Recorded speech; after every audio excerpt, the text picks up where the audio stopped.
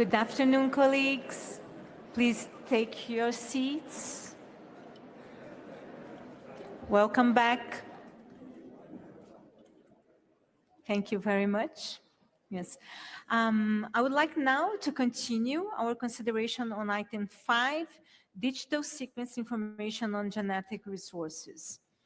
We'll do the same thing that we did for the previous item, so I will begin with the early submissions of statements.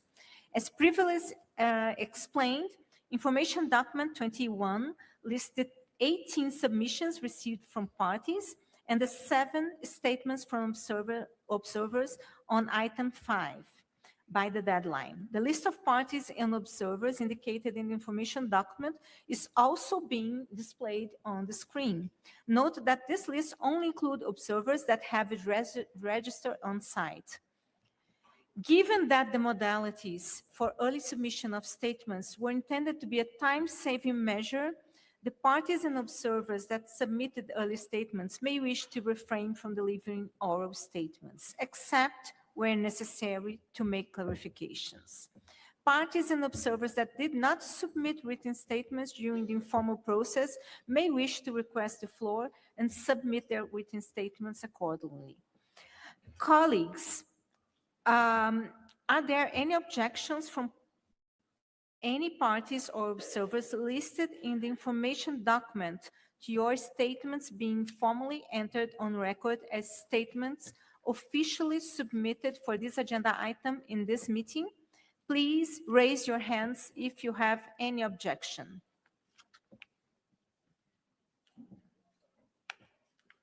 Thank you, colleagues. Your statements will be formally entered on record and considered as officially submitted under this agenda item. Regarding the statements submitted by observers, I will go through the list on the screen one by one. Representatives of observer organizations are requested to raise your hands so that we can confirm that you are in the room. I would then ask parties to press the microphone button if they support the statement made by that observer. I will read out the party of the name of the 3 first parties on the list. So, Observer 1, Alliance of Biodiversity International and SIAT. Are you in the room? Yes, thank you very much. I see that you are present. Any parties would like to support? Yes, there is support from Egypt, Colombia, and Fiji. The rest of the list, as you recall, will be made available from the Secretariat. Thank you very much. Now, organization number 2, ECO Maxey Querétaro, on behalf of CBD Women's Caucus. Are you in the room? Yes, thank you. I see that you are in the room.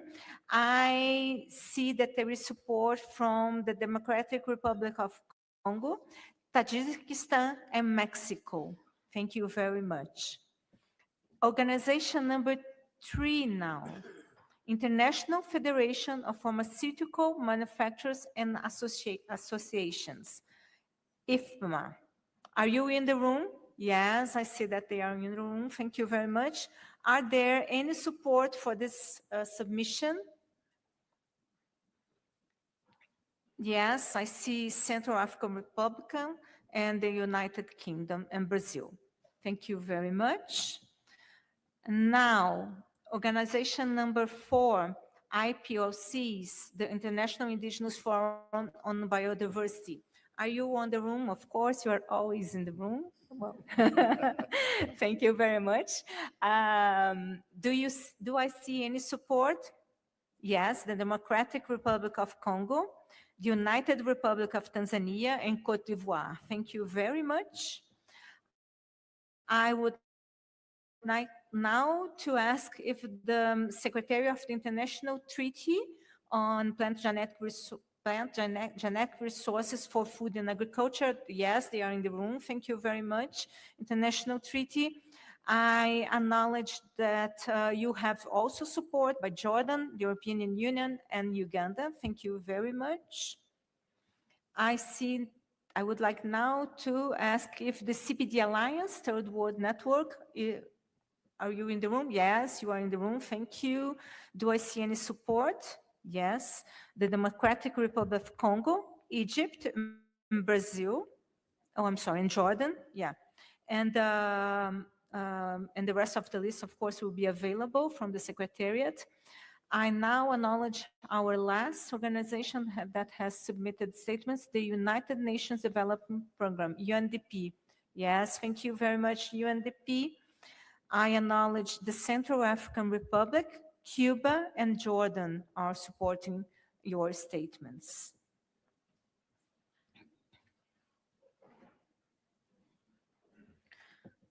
So with this, we acknowledge the statements of all the organizations. Thank you very much. With that, let us now start our consideration of this agenda item. And following intervention, just a moment.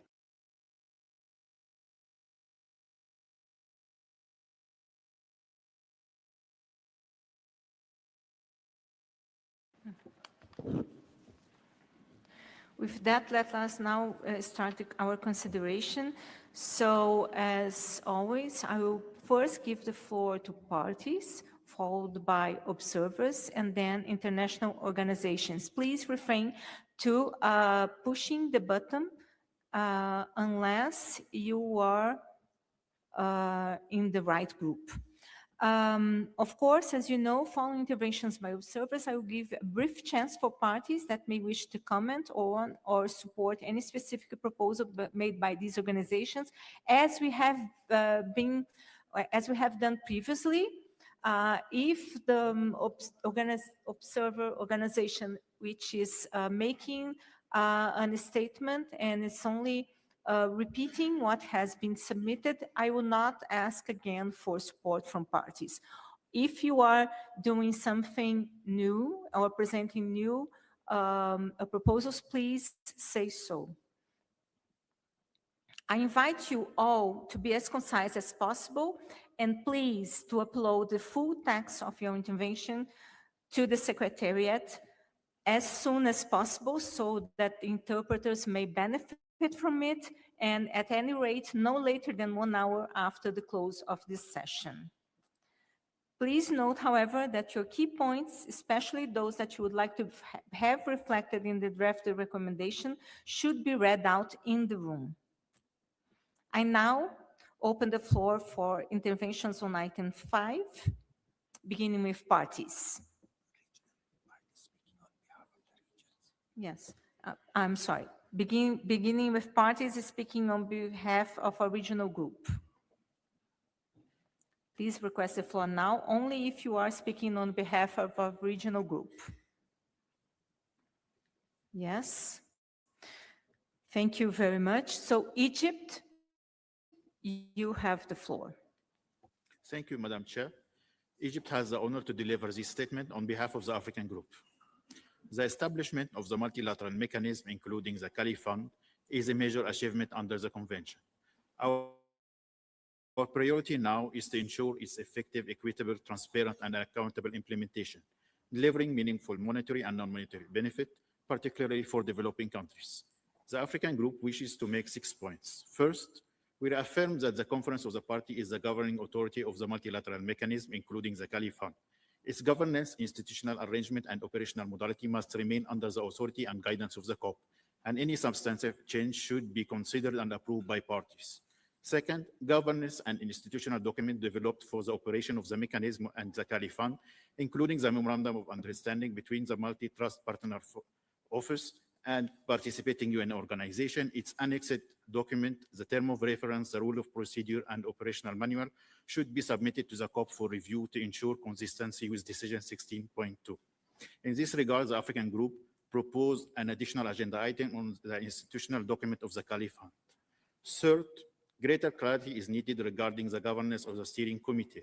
Member and alternate should serve in a representative capacity, be nominated transparently by their region and constituencies, consult those they represent, and report back regularly. The steering committee should likewise report regularly to the COP. Fourth, additional implementation modalities should not be limited to contribution calculation. They should also address identification of the contributor, reporting and verification, transparency, certificate, and the delivery of non-monetary benefit, informed by the implementation experience and first review of the mechanism. Fifth, the study on option for making DSI publicly available is a useful technical contribution. However, given its potential policy implication, it should be subject to further scientific and technical validation, including opportunities for parties and relevant stakeholders to provide comments. Work on database should also be strengthened, lawful submission, transparency, and accountability while maintaining open access in accordance with the agreed decision. Finally, non-monetary benefit sharing should extend beyond capacity building to include scientific and technical cooperation, technology transfer, collaborative research, sharing of research results, and access to product and service arising from the use of DSI. The review of the mechanism should also assess whether its governance and delivery benefit and responsive to the priority of development country. To facilitate the negotiations, the African group submitted its proposed amendment in writing. Thank you, Madam Chair. Thank you very much, Egypt. On behalf of the African group, I now will give the floor to Fiji, followed by the European Union. And please only ask for the floor now if you are speaking on behalf of a regional group. Please abstain to push the button right now. Fiji, you have the floor. Madam Chair, Fiji speaks as chair of the Pacific Small Island Developing States on behalf of the 14 PCITs. The Kali Fund is Convention's flagship benefit sharing instrument. 18 months after it opened, it has two contributors. The only amount publicly disclosed is $1,000, and it came from a startup whose chief executive told the press his company's earnings do not even meet the contribution threshold. The convention's own estimate of what the mechanism could rise is $1 to $10 billion a year. We take no satisfaction in saying this. We supported the mechanism established by Decision 16/2, and we support it still. But there is no financial reporting in the documents before us, no receipts, no contributors, no disbursements. And this body is being asked to adopt a review methodology without a baseline to review against, while the estimated cost of conducting that first review is $254,815, more than 200 times the income the fund has publicly disclosed. The methodology is where this item is decided. Across all three documents before us, the note, the study, and the review methodology, small island developing states are mentioned 0 times, so are least developed countries. So in fact, our developing countries, the prioritization of small island developing states and least developed countries is written into the modalities adopted in Decision 16/2, but it has not been carried into the methodology that Yerevan is being asked to adopt. The only distributional indicator is distribution by the region and entity type, and even that is conditional. Aggregating us into Asia Pacific will make Pacific outcomes invisible by construction. Chair, put at its plainest, as drafted, the first review of the mechanism will not be able to answer the simplest question we have, which is whether any money reached a public island state. A review methodology that cannot measure compliance with the modality it exists to review, it is not fit for purpose. 2 amendments would fix it. Disaggregate allocations and disbursement by small island developing states and least developed country status, and add an indicator measured directly against the prioritization provision of Decision 16/2 modalities. Attach a compliance indicator to the commitment that at least half the fund supports IPLCs. At present, that commitment has no indicator, and every element concerning their rights has classified as not available at its first review. So the money coming in will be audited, and the question of whether it went where we promised it would go is deferred. There is the wrong way around, and it is inconsistent with Decision 16/4 and Decision 16/5. 2 points. Free prior informed consent does not appear anywhere in these 3 documents. It should, and we asked it to be inserted inconsistent with the program of work in Decision 16/4.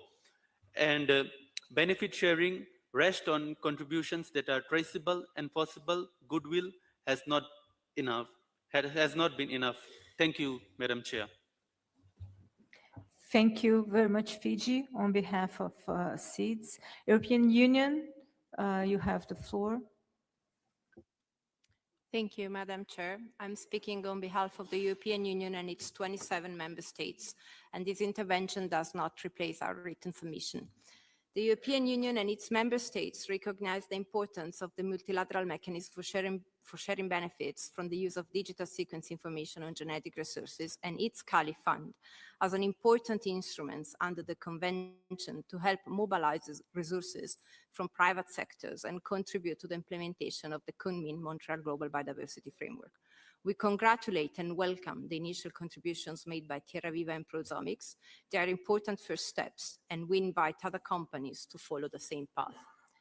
In Cali, parties launched something new and innovative to enable the sharing of benefits arising from the use of DSI. As with any new mechanism, time is needed to understand how it should function in practice. New systems require a period of learning and testing in order to identify what works well and where further clarification may be needed. Now, it is the time to test the modalities under Decision 16/2 and work together to fine-tune them and address pending issues and challenges at COP18, when we will hopefully have more evidence to assess and review the mechanism, including its fund. The EU and its member states take seriously the concerns raised by stakeholders, in particular calling for more legal clarity and incentives to contribute into the fund. We are firmly convinced that a successful implementation of the Cali Fund requires a collective effort. This is why, together with other partners, we are promoting occasions for informal exchanges amongst parties, non-parties, IPLCs, private sectors, and all other stakeholders to build common understanding and explore ways to address issues related to the implementation of Decision 16/2. With the same spirit, the EU, Germany, and the Netherlands joined the Friends of the Cali Fund. Madam Chair, I wish to reiterate the commitment of the EU and its member states to continue engaging constructively with all parties and stakeholders to support an effective, transparent, and workable implementation of the mechanism and its fund. We appreciate the progress made by parties to advance the implementation of Decision 16/2 and believe additional work until COP17 is needed, particularly to increase legal certainty and clarity, build common understanding on key terms, and create enabling conditions to mobilize contributions until COP17. For this, we have flagged several elements in our written submissions on areas where further discussions at COP17 could be useful. Thank you for your attention. Thank you very much, European and its member states. I see South Africa at my screen, but I'm not sure if South Africa is also speaking on behalf of a regional group, or is it a national statement? Thank you, Madam Chair. South Africa will deliver the statement on behalf of like-minded mega-diverse countries. Thank you. Chair, LMMC members collectively hold more than 70% of the world's biological diversity.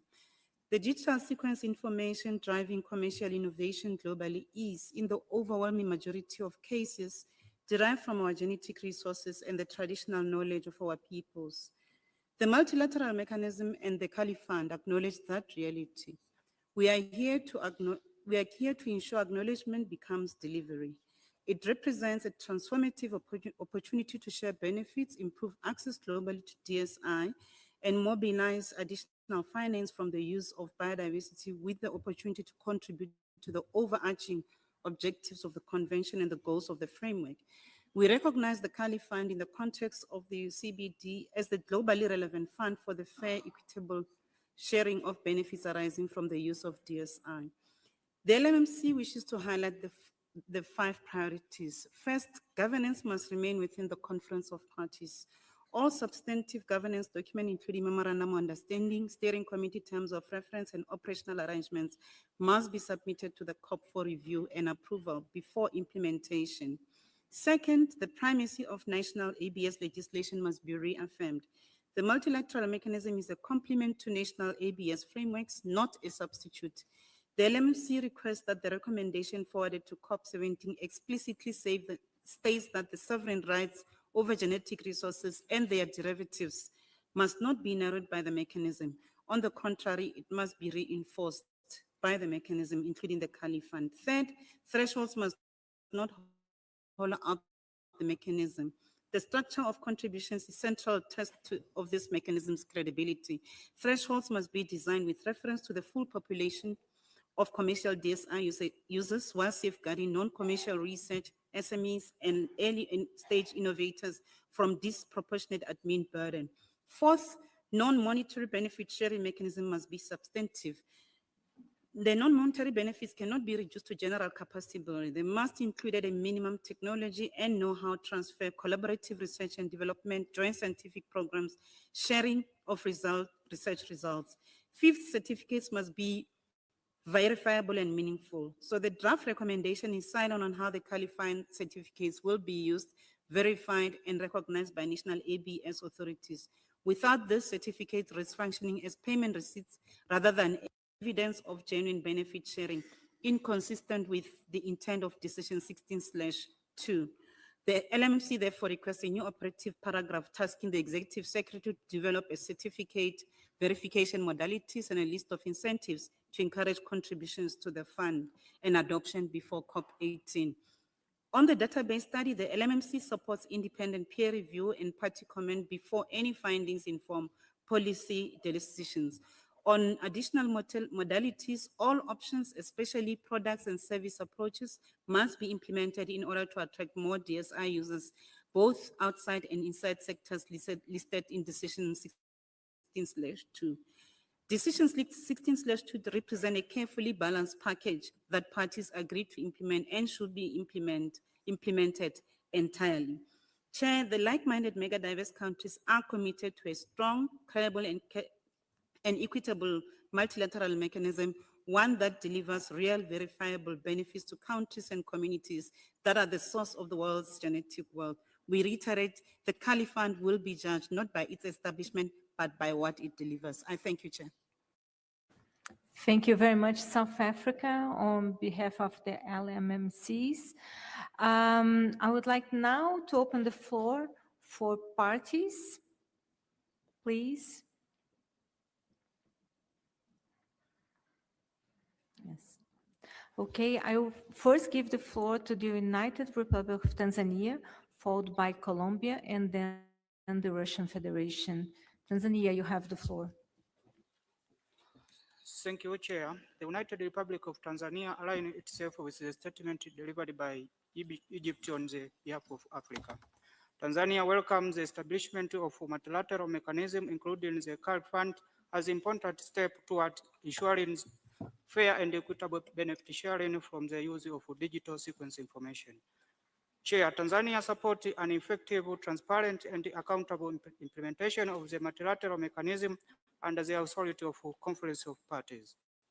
We also support the sustainable capitalization of Cali Fund and emphasize the importance of capacity building, technology transfer, and scientific cooperation to enable developing countries to fully participate in digital sequencing information landscape. Furthermore, Tanzania supports greater transparency in digital sequence information database while respecting national sovereignty, indigenous people's rights, and traditional knowledge. We also support a practical review of the mechanism based on implementation experience to strengthen its effectiveness and ensure meaningful benefit for developing countries. Finally, Tanzania remains committed to working with all parties toward an effective, equitable, and inclusive digital sequence information regime under the Convention. I thank you, Chair. Thank you very much, Tanzania. I would like now to give the floor to Colombia, followed by the Russian Federation, and then afterwards Zimbabwe. Colombia, you have the floor. Gracias, señora Presidenta. Thank you, Chair. Colombia would like to reiterate its firm commitments to the implementation of Decision 16/2, the implementation of the multilateral benefit sharing mechanism in the Cali Fund.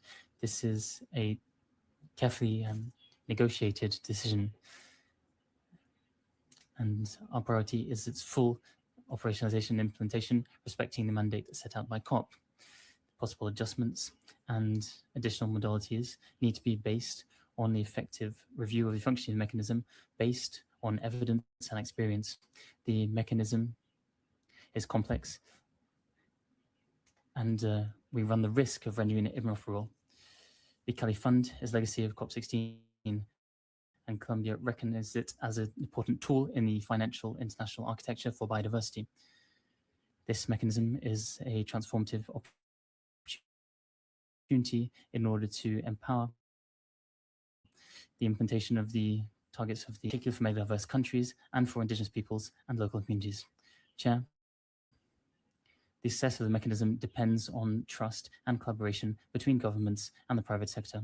My delegation believes that we need to design incentives to stimulate contributions from companies to the fund, not just working on certification. It's essential to provide legal clarity and consistency, which is required between national and international mechanisms, fostering complementarity with other mechanisms, always respecting sovereignty. Since COP16, we've moved forwards in formal process, but also through informal dialogues and initiatives such as the Group of Friends of the Cali Fund. Colombia would like to highlight the importance of this work, the interests and opportunities of the various non-state actors. Colombia will continue to work in this collective effort with other parties, the Secretariat Convention and others. And the microphone cut out. Thank you. Thank you very much. Colombia, Russian Federation, followed by Zimbabwe and Indonesia. Russian Federation, you have the floor. Madam Chair, distinguished colleagues, the Russian delegation wishes to thank the Secretariat for preparing the following documents: the report on the progress of tasks to be considered by the Conference of the Parties, the summary of tasks facing the subsidiary body for implementation, and elements from the draft recommendations. We support the call to make digital sequence information available in publicly accessible databases. We believe that we should not create a single unified database within the framework of the mechanism. Rather, it is appropriate to consider existing and emerging databases for digital sequence information as segments of a global data sharing network. We believe that to ensure the functioning of the global data sharing network for digital sequence information, it is necessary within the framework of the Kunming framework program to develop and adopt a unified standard for the presentation, processing, and display of digital sequencing information. At the same time, the submission of digital sequence information to the national segments of the global data sharing network and the provision of this information from the national segments of the global network must be carried out in accordance with the specific requirements established by the national laws of the countries operating the segments of the global network. We also believe that it would be advisable to consider the proposed product-oriented approach for the operating conditions of the multilateral mechanism, this in addition to the existing sectoral approach. However, the decision to adopt a product-oriented approach should be made following the results of the first review of the mechanism's effectiveness, including the Cali Fund, to be conducted at the 18th meeting of the parties. The proposals of the Russian Federation for amending CBD/SBI-7/5 will be submitted to the Secretary today. Thank you. Thank you very much, Russian Federation. I'll now give the floor to Zimbabwe, followed by Indonesia and Peru. Zimbabwe, you have the floor. Thank you, Chair. Zimbabwe wishes to express its appreciation to the Secretariat and the Steering Committee for their efforts towards the operationalization of the multilateral mechanism for the fair and equitable sharing of benefits from the use of digital sequence information on genetic resources, including the Cali Fund. Zimbabwe wishes to reiterate that in accordance with Decision 16/2, the Conference of the Parties retain authority over the Cali Fund and reaffirms its confidence in the indicative contribution rates agreed by the Conference of the Parties.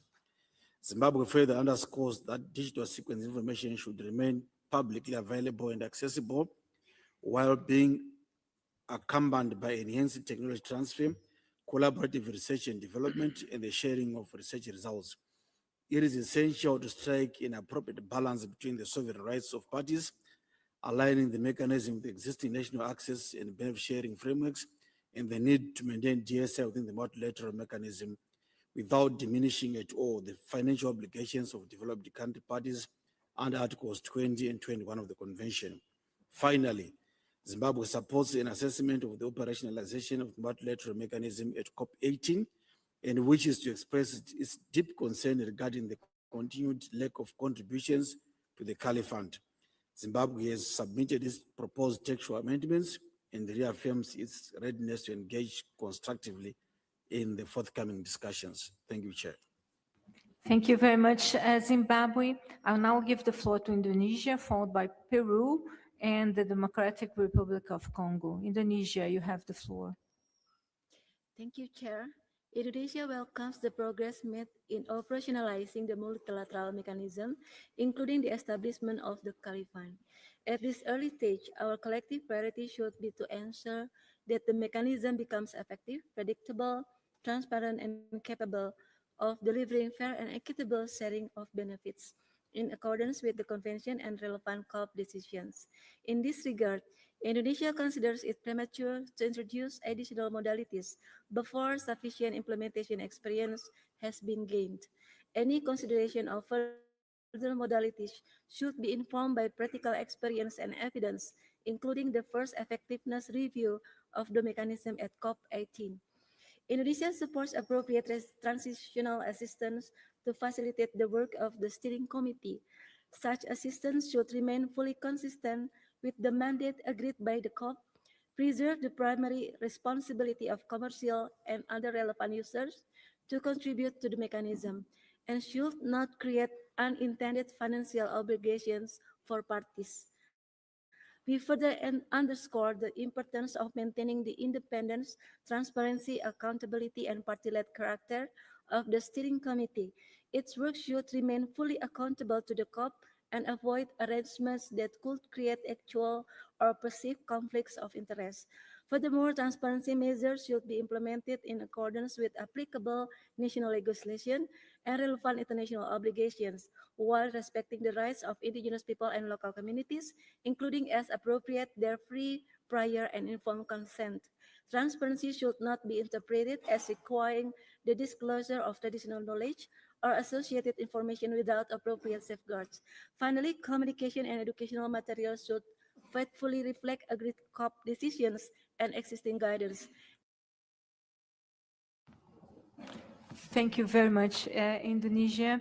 I will now give the floor to Peru, followed by the Democratic Republic of Congo and Brazil. And I would also say that I will be closing the list of parties' interventions very soon. So I'll now give the floor to Peru. Peru, you have the floor. Thank you very much, Chair. For Peru, genetic information constitutes an intrinsic part of genetic resources. Therefore, we highlight that the multilateral mechanism and the Cali Fund are complementary and under no circumstance will substitute our national legislation as expressly recognized in Decision 16.2. My delegation emphasizes that the just and equitable participation in benefits derived from the use of DSI is a substantive obligation, an essential pillar of the CEBD, not a voluntary concession. What is optional lies in the path chosen in order to comply with this obligation, either through national frameworks or the multilateral mechanism. When DSI comes from the genetic resources of a country, it's up to them to exercise their sovereign right to set out the conditions for access to and distribution of benefits. Nevertheless, bilateral and multilateral approaches are not mutually exclusive. National frameworks can set out that the monetary benefits be channeled directly to the Cali Fund, thereby guaranteeing normative harmony and avoiding double contributions. With regards to additional modalities, Peru supports paragraph 1, alt 1. Our priority as parties needs to focus on operationalizing and consolidating the mechanism and the Cali Fund approved at COP16. Any additional modality needs to be considered only in the light of the results of the first effectiveness review of COP18. At COP18. Nevertheless, we emphasize that this does not mean shutting down discussions. The intercessional period can be used in order to continue analyzing and working on technical work on additional modalities, including product-based approaches. Peru expresses its thanks to the steering committee of the Cali Fund for the methodological proposal of the effectiveness review, which we believe to be a solid base for work in order to work on it more COVID-19. Thank you very much. Thank you very much, Peru. I would like to remind parties to speak slowly for the benefit of interpreters, and of course, if it's possible, to upload your statements before taking the floor. I would like now to invite the Democratic Republic of Congo, followed by Brazil and India. DRC, you have the floor. Merci. Thank you so much, Madam Chair, for giving me the floor. The DRC supports a statement made by Egypt on behalf of Africa. The DRC supports any initiative or provision aimed at promoting the implementation and operationalization of the multilateral mechanism for the fair and equitable sharing of benefits arising from the use of digital sequencing information on genetic resources, including the Cali Fund, and to ensure benefit sharing and reaffirm compliance with Decision 16/2 regarding the governance structure of the Cali Fund. We support any initiative by the parties and by other stakeholders aimed at encouraging private sector engagement and contributions to the Cali Fund, as well as contributions from non-parties and relevant organizations to support the work of the steering committee of the multilateral mechanism. The DRC supports provisions regarding the development of educational materials by indigenous peoples and local communities, with the support of the parties and relevant organizations and initiatives intended for database managers, scientific institutions, and research facilities, as well as the Secretariat and other relevant stakeholders on the management and governance of data relating to indigenous peoples and local communities, as well as their traditional knowledge, which provide guidance for scientific publications on research using digital sequencing information on genetic resources. And we believe that concrete steps must be taken to translate commitments into action. Thus, necessary support from the parties and relevant organizations in the areas of capacity building and funding is a prerequisite for the success of this process. Thank you. Thank you very much, DRC. I would like now to close the floor for interventions from parties. And I would give the floor to Brazil, followed by India and the United Arab Emirates. Brazil, you have the floor. Madam Chair, Brazil aligns itself with the statement delivered by South Africa on behalf of the LMMC. At the outset, we would like to make three broader points. First, while discussions on DNSI inevitably involve financial resources, these arise from benefit sharing obligations and should not be conflated with the financial obligations under Articles 20 and 21. Second, benefit sharing from the use of DSI is not optional. What users may choose is to comply through national ABS systems or through contributions to the Cali Fund. The priority now is to avoid overlapping commitments, making the fund an attractive mechanism for private sector participation. Discussion on certificates in the steering committee at COP 17 will be key to achieving this. Third, Brazil thanks the ANTEC for its work, but remains concerned that the proposed indicators do not adequately reflect criteria established in Decision 16.2. In particular, the methodology should give due weight to countries' biodiversity and the global environmental benefits it provides, alongside the financial needs for conservation and sustainable use, as well as DSI use. Now turning to the specific tasks before us under this agenda item. On modalities, Brazil supports the adoption of a complementary product and service-based modality alongside a sectoral approach established in 16.2. Such a modality should rely on clear and demonstrable nexus between the use of DSI in research and development and the resulting product or service. It should not require the tracing of individual sequences. A self-declaration system should suffice while protecting confidential sensitive business information and intellectual property. Brazil further supports the continued open availability and accessibility of DSI, as well as non-monetary benefit sharing, including through capacity building, technology transfer, and scientific cooperation, particularly for developing countries. These measures must respect the rights and self-identified needs of IPLCs. Finally, on review methodology, Brazil recalls that the Cali Fund is innovative because it provides direct allocation. I'm sorry. Thank you very much, Brazil. I will now give the floor to India, followed by the United Arab Emirates and Uganda. India, you have the floor. Thank you, Madam Chair. India reiterates its commitment to the effective operationalization of the multilateral mechanism, including the Kali Fund, as agreed under Decision 16/2. India wishes to reiterate that the implementation of the multilateral mechanism should remain without prejudice to national legislation, as agreed under Decision 16/2. The sovereign rights of the parties over their natural resources, as recognized under Article 15 of the Convention, must continue to guide work on DSI. With regard to additional modalities, India supports option 2 contained in the document. The multilateral mechanism has only recently become operational, and modalities before sufficient implementation experience is available would be premature.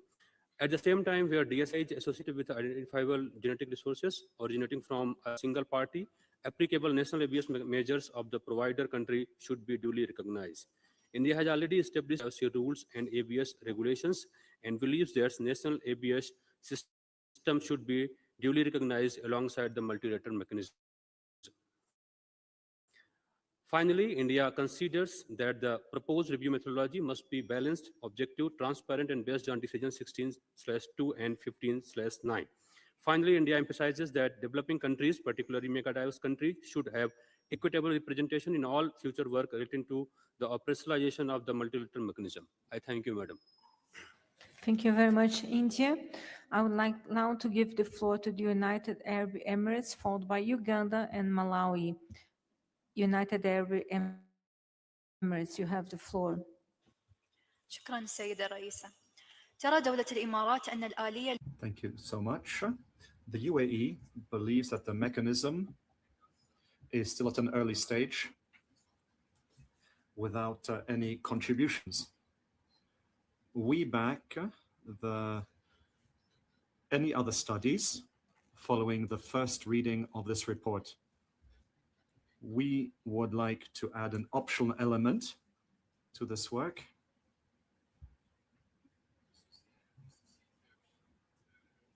That something that would not undermine the direct or indirect use in national legislation,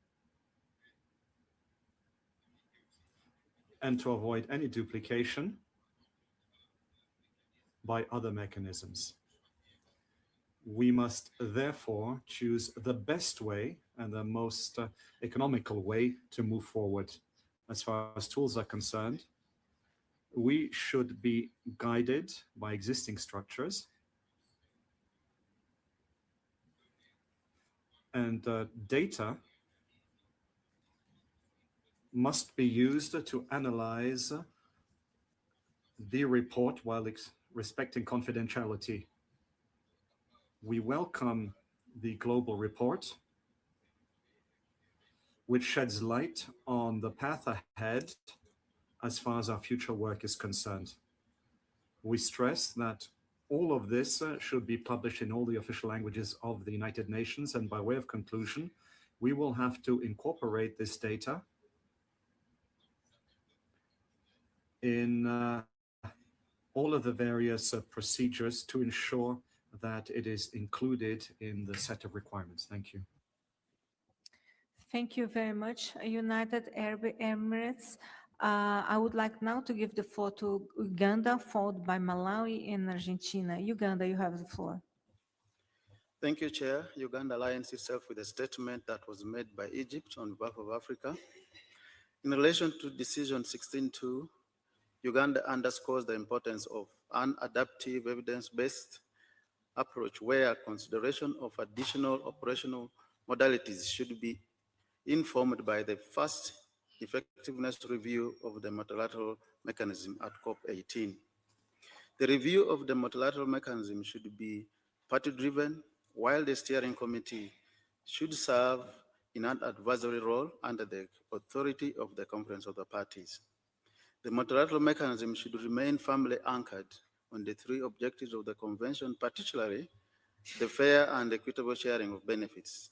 Measures to improve transparency, accessibility, and governance of DSI should be implemented in a manner that promotes equity, respects national legislation, recognizes the rights of IPLCs and supports provider countries. Uganda calls for capacity building, technology transfer, technical assistance, and predictable financial support for developing countries. Chair, lastly, Uganda has proposed some textual changes on the draft recommendation, which is attached to our submission. Thank you, Chair. Thank you very much, Uganda. I would like now to give the floor to Malawi, followed by Argentina and Kenya. Malawi, you have the floor. Thank you, Madam Chair. Malawi supports the statement made by Egypt on behalf of Africa. For Malawi, our major focus at COP17 is not to renegotiate decisions 15/9 and 16/2, but to take decisions that allow us to implement the mechanism in its totality. We want decisions that demonstrate that we are moving from negotiation to implementation. That is why we do not support paragraphs 1 bis as provided in the draft recommendation. We therefore also believe that this should be addressed in the light of the outcomes and recommendations resulting from the first review of effectiveness of the mechanism, and that this would need to include considerations of modalities for strengthening the contribution framework where the level of capitalization and disbursement is insufficient to achieve the objectives of the multilateral mechanism. Finally, Malawi would like to state that the credibility of the multilateral mechanism depends on whether it actually generates predictable and meaningful monetary benefits. A fund cannot be considered operational merely because governance structures and procedures exist. It must demonstrate meaningful capitalization and disbursement. We chose the multilateral mechanism because it is easier for business and science. But business cannot expect the benefits of the multilateral mechanism without contributing to it. If commercial participation remains negligible, parties will be faced with pressure to consider additional national measures, which will likely not be another voluntary mechanism. We have made textual proposals in line with our position, and we will submit them in writing. Thank you, Madam Chair. Thank you very much, Malawi. I will give the floor to Argentina, followed by Kenya and Cote d'Ivoire. I will remind you that we should speak slowly so that interpreters can get everything that we are saying, and also please, colleagues, so that we can be more effective in our discussions, if you want to just support and repeat something that has just been said, be brief and support some other party that has said it. Argentina, you have the floor. Thank you. Thank you very much, Chair. Argentina believes that at this stage, the priority is to consolidate the structural elements of the mechanism agreed upon by the COP before moving on to new benefit sharing modalities. In particular, there are still aspects which require greater development, including data governance and transparency, information traceability, and the implementation and monitoring of non-monetary benefits. Decision 16.2 needs to be our compass. It sets out our mandate and our path. In this regard, we support those options which enable us to assess its functioning in line with agreed upon procedures.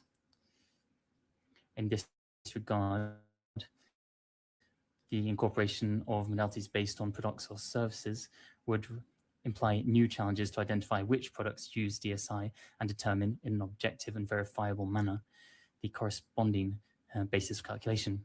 Finally, Argentina emphasizes that whichever development is carried out to serve the mechanism in the future needs to be commensurate to its goals and avoid introducing unnecessary regulatory or administrative burdens for parties.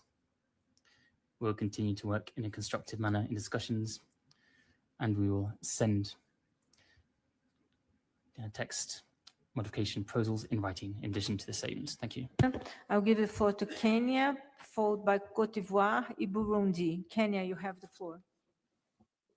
Thank you, Chair. Kenya aligns itself with a statement delivered by Egypt on behalf of the Africa Group and a statement given by South Africa on LMM. We welcome the progress made under COP16 decision 16/2.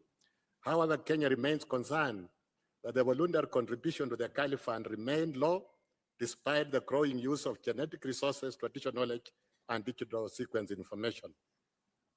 To strengthen the implementation of the TSI multilateral mechanism, Kenya has made some recommendations that the parties to identify and engage users within their jurisdiction and encourage their contribution to the Kali Fund. Parties support the establishment of national databases. Parties strengthen capacity building and awareness creation, and parties also to finalize and adopt benefit sharing modalities by COP17. And lastly, parties to review and awareness and update national legislations and policies to support effective implementation of the mechanisms. Thank you, Chair. Thank you very much, Kenya. I'll give the floor to Côte d'Ivoire, followed by Burundi and Bahrain. Côte d'Ivoire, you have the floor. Thank you so much, Madam Chair, for giving me the floor. Côte d'Ivoire backs the statement made by Egypt on behalf of the African Group. We'd like to reaffirm the fact that we are wedded to the objectives of the Convention on Biological Diversity and the Nagoya Protocol, and especially the principle of the fair and equitable sharing of the benefits arising from the use of genetic resources. With regard to the proposed additional modalities for contributions to the Kali Fund, we believe that the mechanism on digital resources is still in an implementation phase. At this stage, it would be preferable to consolidate its operations before introducing new contribution modalities based on products or services or utilize digital sequencing information. We also support strengthening existing databases on DSI through the improvement of metadata regarding countries of origin, prior consent, agreed conditions, and, if necessary, traditional knowledge. Furthermore, the success of this mechanism will hinge on the strengthening of institutional capacities of developing states, as well as on effective technology transfer, which would enable them to fully participate in its implementation. And finally, we recall that this mechanism must complement rather than replace Nagoya mechanism to ensure that there is fair and equitable and transparent sharing of the benefits arising from the use of genetic resources. Thank you. Thank you very much, Côte d'Ivoire. I will now give the floor. Oh, I'm sorry. Oh, no, that's okay. Yeah. I'll now give the floor to Burundi, followed by Bahrain and Bangladesh. Burundi, you have the floor. Merci. Thank you so much, Madam Chair. Burundi supports a statement made by Egypt on behalf of the African Group. Genetic resources are a strategic issue because of their importance for biodiversity conservation, sustainable development, and benefit sharing. The main challenges are as follows: ensuring equitable access to genetic resources, ensuring the fair and equitable sharing of benefits arising from their use with provider states and indigenous and local communities, strengthening the implementation of the Nagoya Protocol, establishing an international mechanism for the sharing of benefits arising from the use of genetic resources, facilitating scientific research while ensuring equity, and prevent genetic resources from being used without compensation for the countries of origin.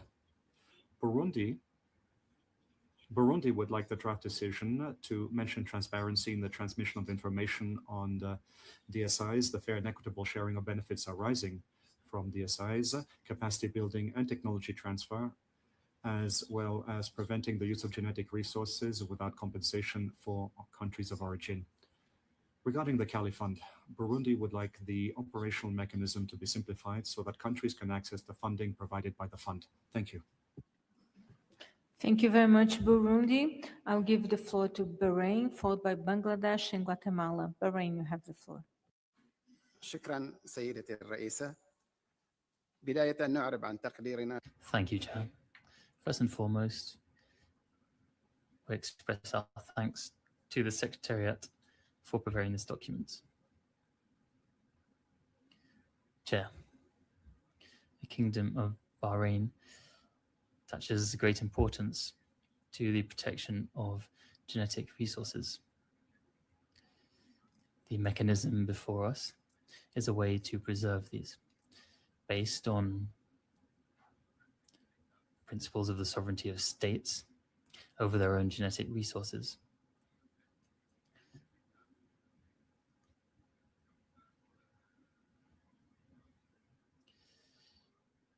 This should not be a compulsory process. Access to information without protection will be harmful to our sovereignty. Free and open access to information on genetic resources should not be a means to short-circuit the Nagoya Protocol, which requires a balance between science and the protection of national interests of countries. Thank you very much, Chair. Thank you very much, the Kingdom of Bahrain. I'll now give the floor to Bangladesh, followed by Guatemala and South Africa. Bangladesh, you have the floor. Thank you, Madam Chair. Bangladesh thanks the Secretariat, the Steering Committee, and the ad hoc technical expert group for their work on the multilateral mechanism and the Cali Fund. Bangladesh supports the additional modality in operative paragraph 1, allowing entities to calculate contribution based on products or services developed directly or indirectly using digital sequence information. This should complement, not replace, the existing sector-based approach and should remain practical, transparent, and administratively manageable. Bangladesh considers that this additional modality can be introduced at COP17 without waiting for the first review in 2028. It could create a clearer connection between the commercial use of digital sequence information and contribution to the Cali Fund. Its implementation should nevertheless remain practical, transparent, and administratively manageable and should not depend on costly or technically burdensome tracking and tracing system. We also support stronger private sector engagement, improving existing database through standardized metadata and interoperability, and further capacity building for developing country parties. Bangladesh support adoption of the review methodology in document CBD/SBI/7/5/additional 2. The first review should assess whether the mechanism generates adequate and predictable resources, ensure fair distribution of benefits, and enable developing countries to access both monetary and non-monetary benefits. Finally, adequate finance, technology transfer, and technical assistance are essential for equitable participation in and benefit from. Thank you very much, Bangladesh. I'll give the floor to Guatemala, followed by South Africa and China. Guatemala, you have the floor. Thank you, Chair. Guatemala aligns itself with a statement made by South Africa on behalf of the like-minded megadiverse countries. We reiterate that access to DSI is essential for science, conservation, and innovation. Nevertheless, the availability of data does not guarantee equitable participation. We support strengthening existing systems of databases, and we don't see a justification at this stage for a new database, which will be centralized under the convention. On the modality based on products and services, we believe its adoption in the form proposed is premature. The document sets out that this would require monitoring and traceability, and that it would be technologically complex and costly. Guatemala supports continuing technical work prior to COP18. This will enable us to develop rules for allocation and verification, safeguards against avoidance and double counting, and an analysis of its costs and impacts on the revenues of the Cali Fund. In addition, a modality based exclusively on products could also reduce the contribution base. Guatemala reiterates that indigenous peoples and local communities need to fully participate in the governance of these tools and have adequate resources. Therefore, their role should not be limited to just producing educational materials. Finally, the review needs to measure not just how much is collected, but what monetary and non-monetary benefits effectively reach developing countries and indigenous peoples and local communities, which capacities are being strengthened, and which administrative costs are being generated. Thank you very much, Chair. Thank you very much, Guatemala. I will give the floor to South Africa, followed by China and Saudi Arabia. South Africa, you have the floor. Thank you, Chair. South Africa associates itself with the statements of the African Group and the like-minded megadiverse countries and offers 3 national observations. On scope, the mechanism operates as a safety net where DSI carries no existing ABS conditions. South Africa would welcome text in the recommendation that clearly confirms the right of parties to maintain or introduce national ABS measures, removing any ambiguity about the relationship between the mechanism and national legislation. On certificate integrity, the draft recommendation does not address how Califund certificates will be issued, verified, or recognized by national ABS authorities. Without clear verification and recognition procedures, certificates may not be usable by national ABS authorities in provider countries, limiting their value as meaningful evidence of benefit sharing in practice. South Africa requests a new operative paragraph tasking the Secretariat to develop certificate issuance and verification modalities before COP18. On contribution thresholds, thresholds must not have the practical effect of exempting the majority of DSI users from contribution obligations. The mechanism's long-term credibility will depend on the share of DSI use in actual captures. Finally, Chair, South Africa looks forward to the first review of the effectiveness at COP18 as the moment to assess whether the mechanism is delivering at the scale its establishment promised. We encourage commercial DSI users to engage early and look forward to working with all parties to ensure it delivers on that promises. Thank you, Chair. Thank you very much, South Africa. I will give the floor to China, Saudi Arabia, and Namibia. China, you have the floor. Thank you, Chair. China thanks the Secretariat and the Califund Steering Committee for their work on the DSI multilateral benefit sharing mechanism and the Califund. China has 3 points on about the additional modalities. China believes the mechanism has only just entered implementation and needs time to prove its effectiveness. New modalities should not be introduced before the current arrangement has been fully tested and evaluated. We support prioritizing implementing the existing mechanism and considering product and service-related modalities only after the first effectiveness review at COP18. Second, on DSI availability and accessibility, China believes that building a new large-scale database would face major legal, technical, financial challenges while increasing data fragmentation. A more practical approach is to build on existing public databases through incremental and complementary improvements. Third, on the effectiveness review methodology, China stresses, first of all, the review should remain independent to ensure objective and impartial conclusions. Secondly, coordination with other international instruments should be considered early to avoid duplicate charges and overlapping contributions that create unnecessary burden. Third, the review should proceed in phases, beginning with operational readiness and evaluability before moving to substantial review. I thank you, Chair. Thank you very much, China. I'll now give the floor to Saudi Arabia, followed by Namibia and Panama. Saudi Arabia, you have the floor. Thank you, Madam Chair. We reiterate the importance of this conference to bolster international cooperation on fair and equitable sharing of benefits of genetic resources. It is important to develop the elements of the multilateral mechanism.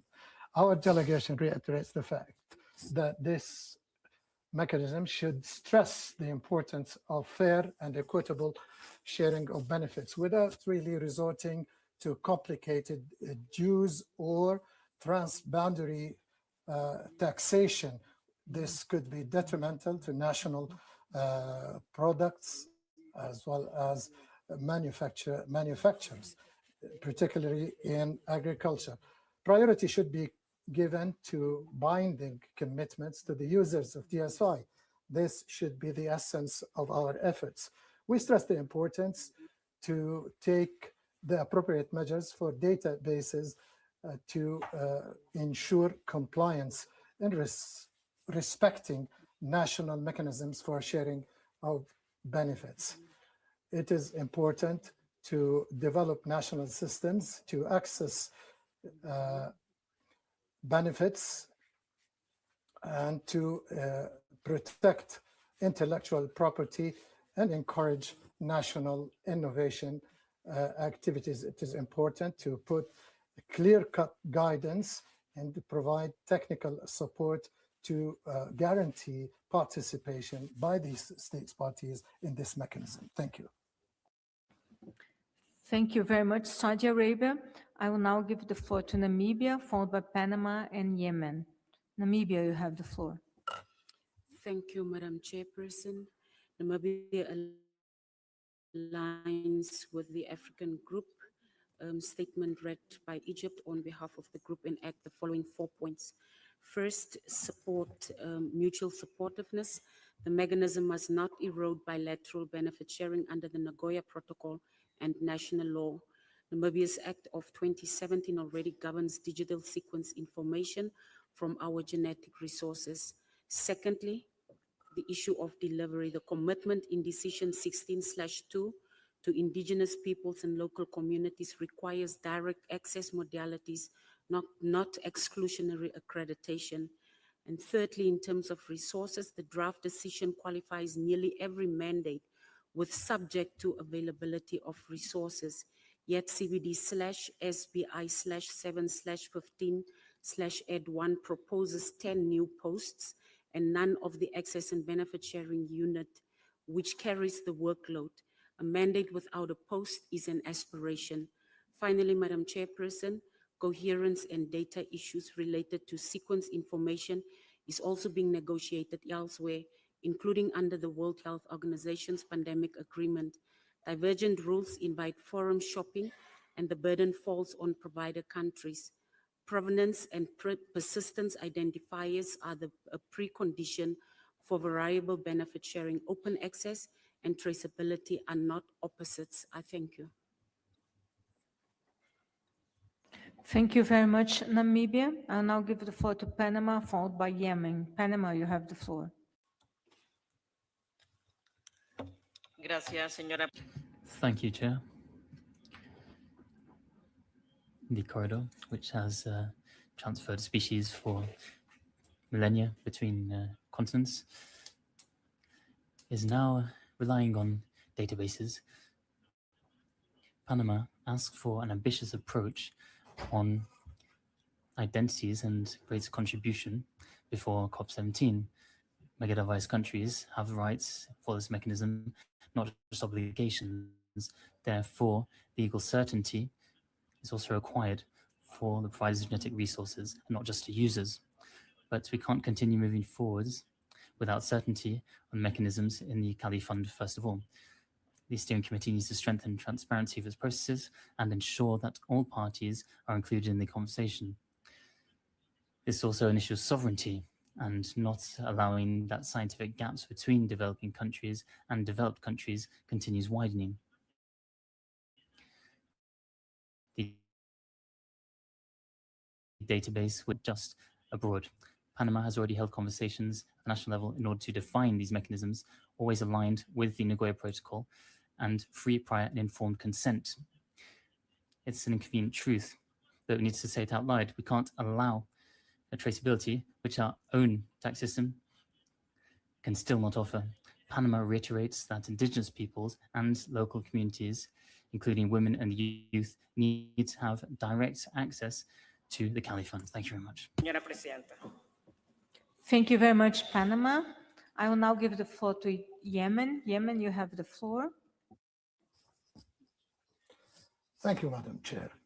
The Republic of Yemen welcomes the draft recommendation and supports efforts to operationalize the multilateral mechanism for the fair and equitable sharing of benefits arising from the use of digital sequence information on genetic resources. This also includes the Cali Fund. The Yemen stresses the importance of the participation of the private sector to finance the mechanism to ensure fair and equitable sharing of benefits. We need training, we need data governance so that we enable the developing countries and the least developed countries to effectively participate in the implementation of the mechanism. We also need to ensure transparency and accessibility of digital sequence information while respecting national frameworks, ownership, and considerations to traditional knowledge. The success of such mechanism requires financial and technical support as well as capacity building to developing countries, in particular the least developed countries and crisis-affected countries, so that they can develop their national capacities in managing digital sequence information and making equitable use of the benefits arising from it. Thank you. Thank you very much, Yemen. I see no further requests from the floor from parties. I would like now to open the floor for other governments and observers. And I will start with the IPLCs. And please, I will ask major stakeholders to not repeat what is in their statements. Just be brief and try to go through the key messages because we're running out of time. So first, IIFB, you have the floor. Thank you. Thank you, Madam Chair. I make this statement on behalf of the IFB. Digital sequence information begins long before a sequence is uploaded into a database. It begins in territories, ecosystems, and landscapes that indigenous peoples and local communities have cared for over generations. The biodiversity that makes DSI valuable today exists because these relationships with nature have endured. That is why the DSI mechanism is not just about sharing monetary benefits. It is also about ensuring that indigenous peoples and local communities remain active partners in the governance, generation, and responsible use of biodiversity information. Our proposals seek to strengthen this connection in practical ways. We ask that educational materials be self-led by indigenous peoples and local communities because our own institutions are best placed to explain our governance systems and community protocols. We also propose that when digital sequence information is made publicly available, this should be as appropriate. Open science is important, but openness must be balanced with safeguards for rights and sacred knowledge of indigenous peoples and local communities, consistent with the UNESCO recommendation on open science. Beyond access to data, indigenous peoples and local communities should also shape how data are governed. This is why we emphasize the care alongside fair and trust principles, recognizing collective benefits, authority to control, responsibility, and ethics in the governance of data relating to indigenous peoples and local communities. Non-monetary benefits are equally important. Indigenous peoples and local communities should have the opportunity to identify for ourselves the kind of non-monetary benefits that respond to our aspirations. Finally, where monetary benefits are concerned, the question is not only how much funding is generated, but whether indigenous peoples and local communities can actually access it. The review of the mechanism should therefore assess whether operational arrangements enable the full range of funding pathways, including direct access as already envisaged by Decision 16.2. This is essential if the mechanism is to support the self-identified needs of indigenous peoples and local communities. I thank you, Chair. Thank you very much, IIFB. I see also NGOs. I think it's the CBD Alliance. Please identify yourself. You have 3 minutes. Thank you, Madam Chair. I'm from Third World Network. I'm making the statement on behalf of CBD Alliance. The CBD Alliance appreciates the efforts of Secretariat, Steering Committee, and intersessional processes to operationalize multilateral mechanism on DSI. However, its long-term legitimacy and credibility will depend on whether the implementation remains faithful to the Decision 16.2 and fully respects the rights of the sovereign rights of the provider states and the rights of the indigenous peoples and local communities, including in particular their right to know and be informed about the utilization of genetic resources through DSI. It is a critical component of right to science of these communities and countries. We are concerned that this objective is at risk. First, we are not persuaded by the commissioned study on database accountability, which dismisses these measures to improve transparency and accountability as infeasible without adequate evaluation. The study has not undergone peer review despite significant methodological concerns and was prepared by a member of stakeholder group that conflates anonymous access with open access, sidelining safeguards needed to prevent digital biopiracy. Until accountable databases and traceability measures are developed, it is premature to introduce additional modalities based on products and services developed using DSI. Second, the proposed review methodology requires substantial revision. It focuses mostly on measures taken by parties to incentivize users under paragraph 13 of the annex to Decision 16.2, while overlooking the implementation measures by databases and parties hosting databases for the effective implementation of the Decision 16.2 pursuant to paragraphs 10 to 12 of its annex. Similarly, no assessment is proposed for measures taken pursuant to paragraph 6 to 8 of the annex to Decision 16.2. The measures might be taken by regional and sub-regional support centers under the technical and scientific cooperation mechanism of the CBD. Third, the Memorandum of Understanding establishing the institutional arrangements for the Kali Fund, together with its annexed documents, depart from Decision 16.2 by treating the monetary benefit sharing contributions as donations rather than a mode of discharging obligations arising pursuant to convention through the multilateral mechanism. These foundational documents were concluded without a first reading by the steering committee or any party-led process. We therefore urge parties to review these arrangements before advancing further implementation.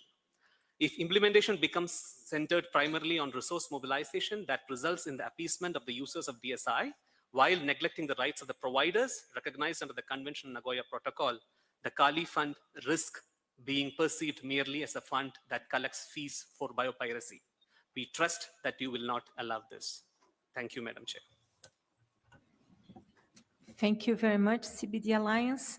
I now acknowledge business, followed by academia. Business, you have the floor.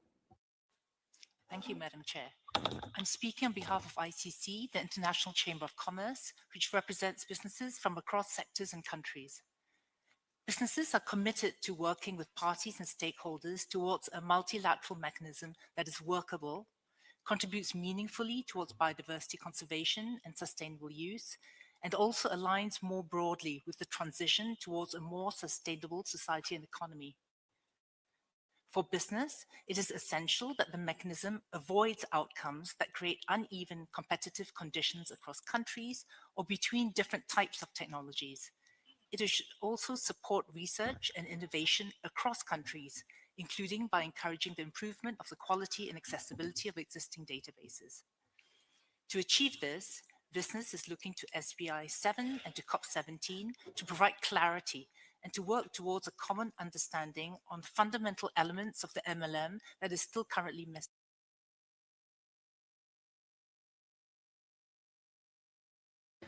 Yes, business, thank you very much. Please note that other stakeholders, you just have 1 minute. Academia and business just have 1 minute. I apologize for that. Academia, you have the floor.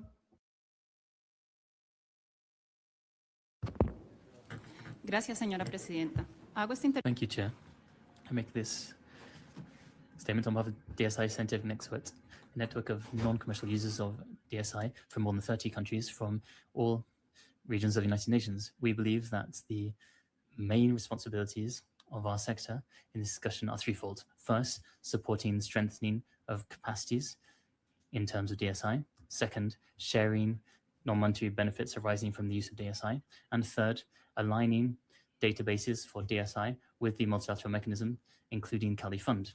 Nevertheless, the draft of recommendations for DSI leaves aside two of these three essential aspects, the distribution non-monetary benefits and the other. Despite a wide-ranging consensus on this, we recognize that an important work has been done to continue developing and putting into function the Cali Fund, but work continues and the mic has been cut out. Thank you very much, academia. Thank you. Yes, I would like now to open the floor for international organizations.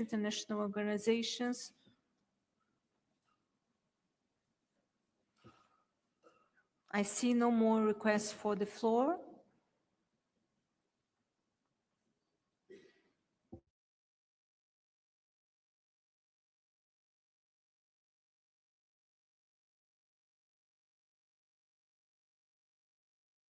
Okay. Thank you very much. With that, I think that we have concluded our review of item 5. Then, distinguished delegates, I have taken note of the extensive discussions on this matter. It is clear that more discussions are needed on this item. Accordingly, I will establish a contact group to work on the entire draft recommendation with a view to addressing the three issues presented to SBI. First, the potential additional modalities for the multilateral mechanism. Second, the possible new tools and platforms for making DSI available and accessible in a transparent and accountable manner. And third, the methodology for the review of the effectiveness of the multilateral mechanism, including the Cali Fund. The contact group will be co-chaired by Ida Helmark from Norway and Neka Nicholas from Antigua and Barbuda. I remind you that in the contact group, please focus the work on the operative paragraphs. Finally, considering that DSI is a vast topic, I urge you to stick to the three issues at hand for SBI during our contact group discussions, and I reiterate what I said earlier. Please refrain from revisiting accepted COP decisions, and therefore, this I refer to decision 15/9 and 16/2. Please also refrain from discussing topics on DSI that are being considered directly to Conference of the Parties. Please check the monitors of the online schedule for the time and place of the meeting of this contact group. Thank you very much, colleagues. We are a little bit behind of our schedule, a little bit. So I would like now to please reorganize ourselves. I'm now taking item 4, resource mobilization and the financial mechanism. And I will start with 4A, resource mobilization.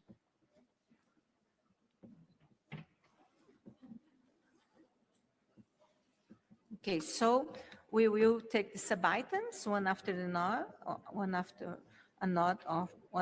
other. I hope that we can conclude at least for A today. And with that, I will give you some more time to organize yourselves. 2 minutes.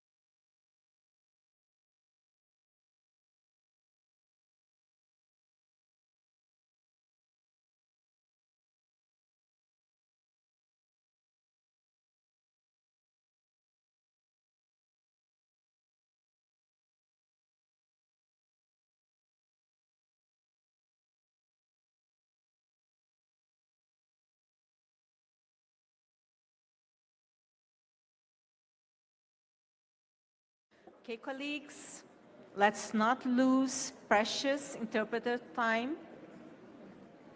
Please take your seats.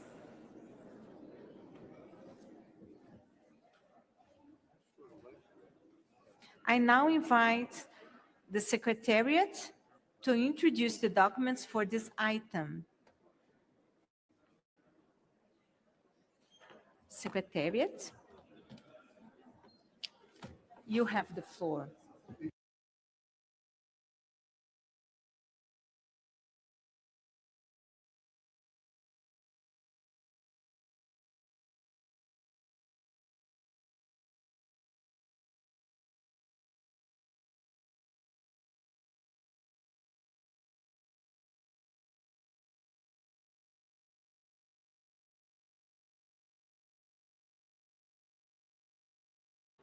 Yes, please, microphone to the Secretariat.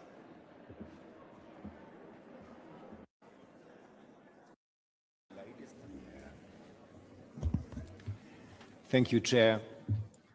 For agenda item 4A, the Secretariat prepared document, pre-session document number 3. Section 2 of the document, progress report on the delivery against the requests contained in paragraph 26 of decision 1634. And section 3 provides a detailed overview of the tasks that are now before the subsidiary body on implementation, and a synthesis of the documentation prepared by the Secretariat to support delivery of these tasks. Section 4 provides element of a draft recommendation for consideration of the subsidiary body. In addition, the subsidiary body has before it the following addendum and information documents in support of these sections of document, pre-session document 3. Colleagues, please take your seat. If you need to talk, please go outside so that we can benefit from the Secretariat's presentation and the interpretation. Thank you. You may proceed, Marcus. Thank you. I'm sorry for that.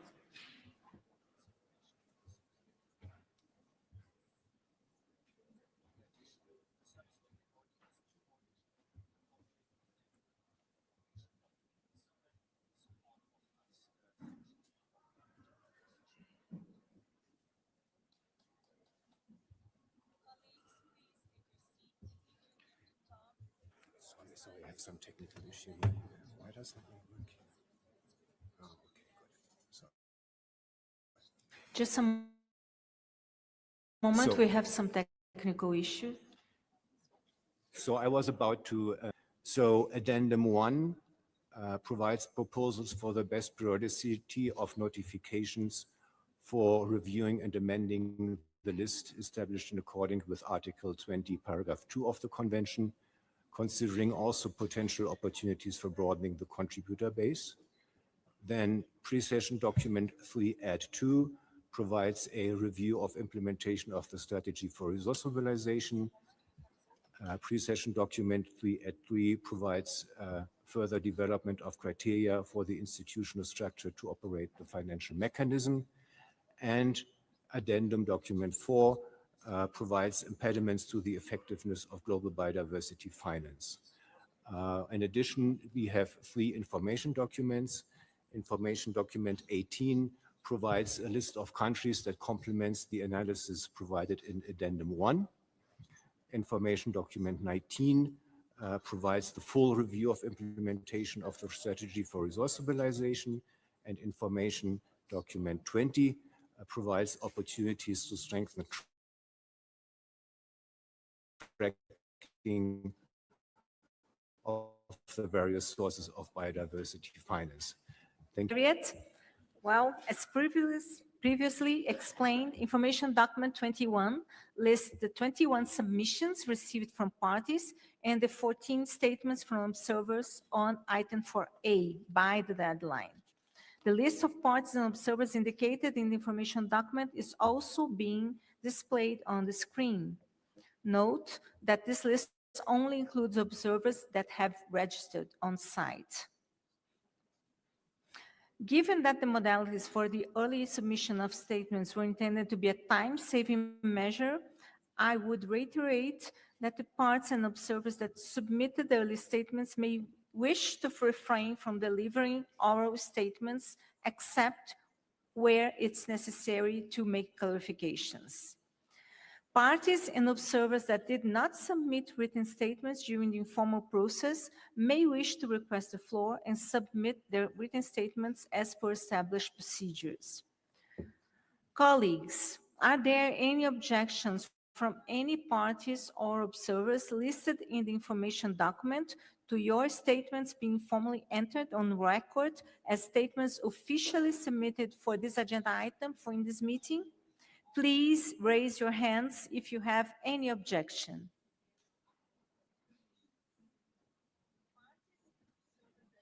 Thank you, colleagues. So your statements will be formally entered on record and considered as officially submitted under this agenda item.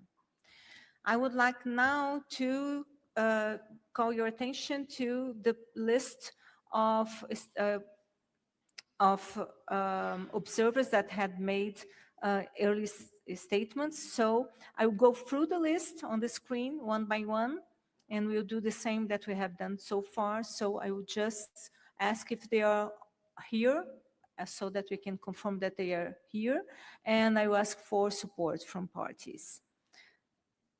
I see the Democratic Republic of oh no, okay. So organization number 1, Eco Maxei Querétaro. Are you here? Yes, thank you very much. Do I see any support? Yes, the DRC, Tajikistan, and Brazil. Thank you very much. Organization number 2, Global Impact. Are you here? I don't, oh yes, thank you very much. Do I see any support for the statement made by Global Impact? Yes, I see Nigeria, European Union, and Norway. Thank you very much. So, organization number 3, the Global Youth Biodiversity Network. Yes, thank you very much. Do I see any support? Yes, the DRC, Brazil, and Fiji. And of course, as you know, the whole list of speakers will be available.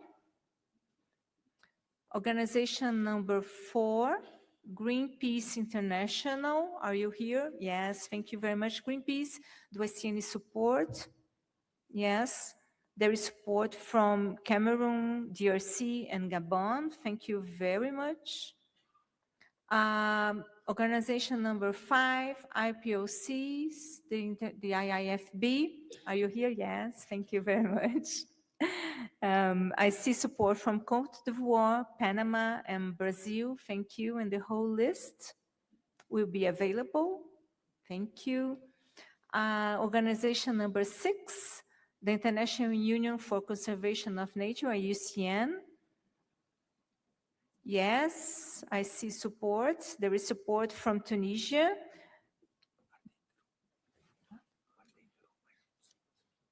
Ghana and Egypt. Thank you very much. Organization number 7, also IPOCs, Pueblos Indígenas de la Amazônia Colombiana. Are you here? Yes, thank you very much. Yes, I see support from Gabon, Brazil, Panama. Thank you very much. Organization number 8, Rainforest Action Network. Are you here?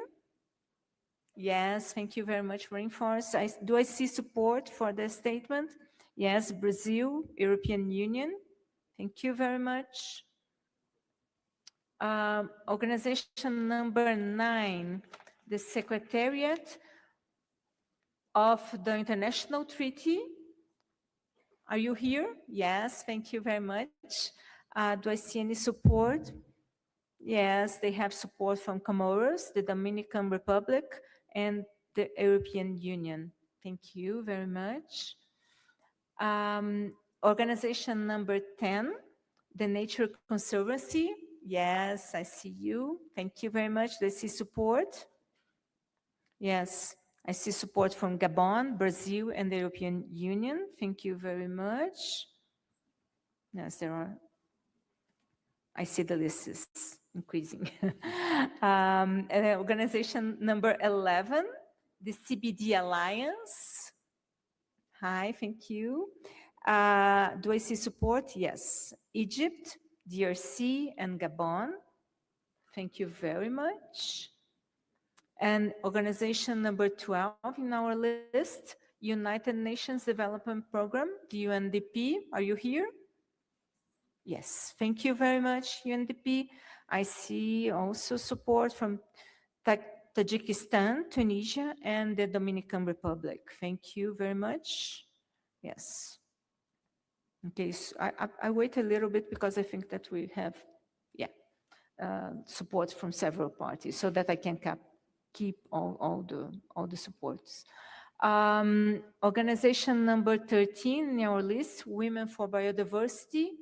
Please raise your hands. Yes, thank you. Thank you very much. You're here. So I acknowledge that there is support from the DRC, Mexico, and Kenya. Thank you very much. And organization number 14, WWF. Are you here? Yes, thank you very much.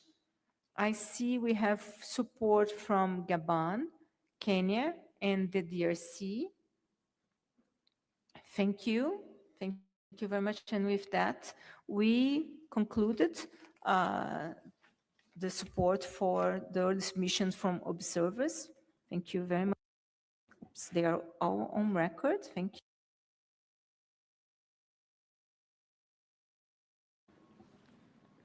And now I would like to open the floor for your views on item 4A. As you know, we will begin with parties speaking on behalf of a regional group. If you are a party that wish to speak on behalf of a regional group, please ask for the floor now and only if this is the case. Okay.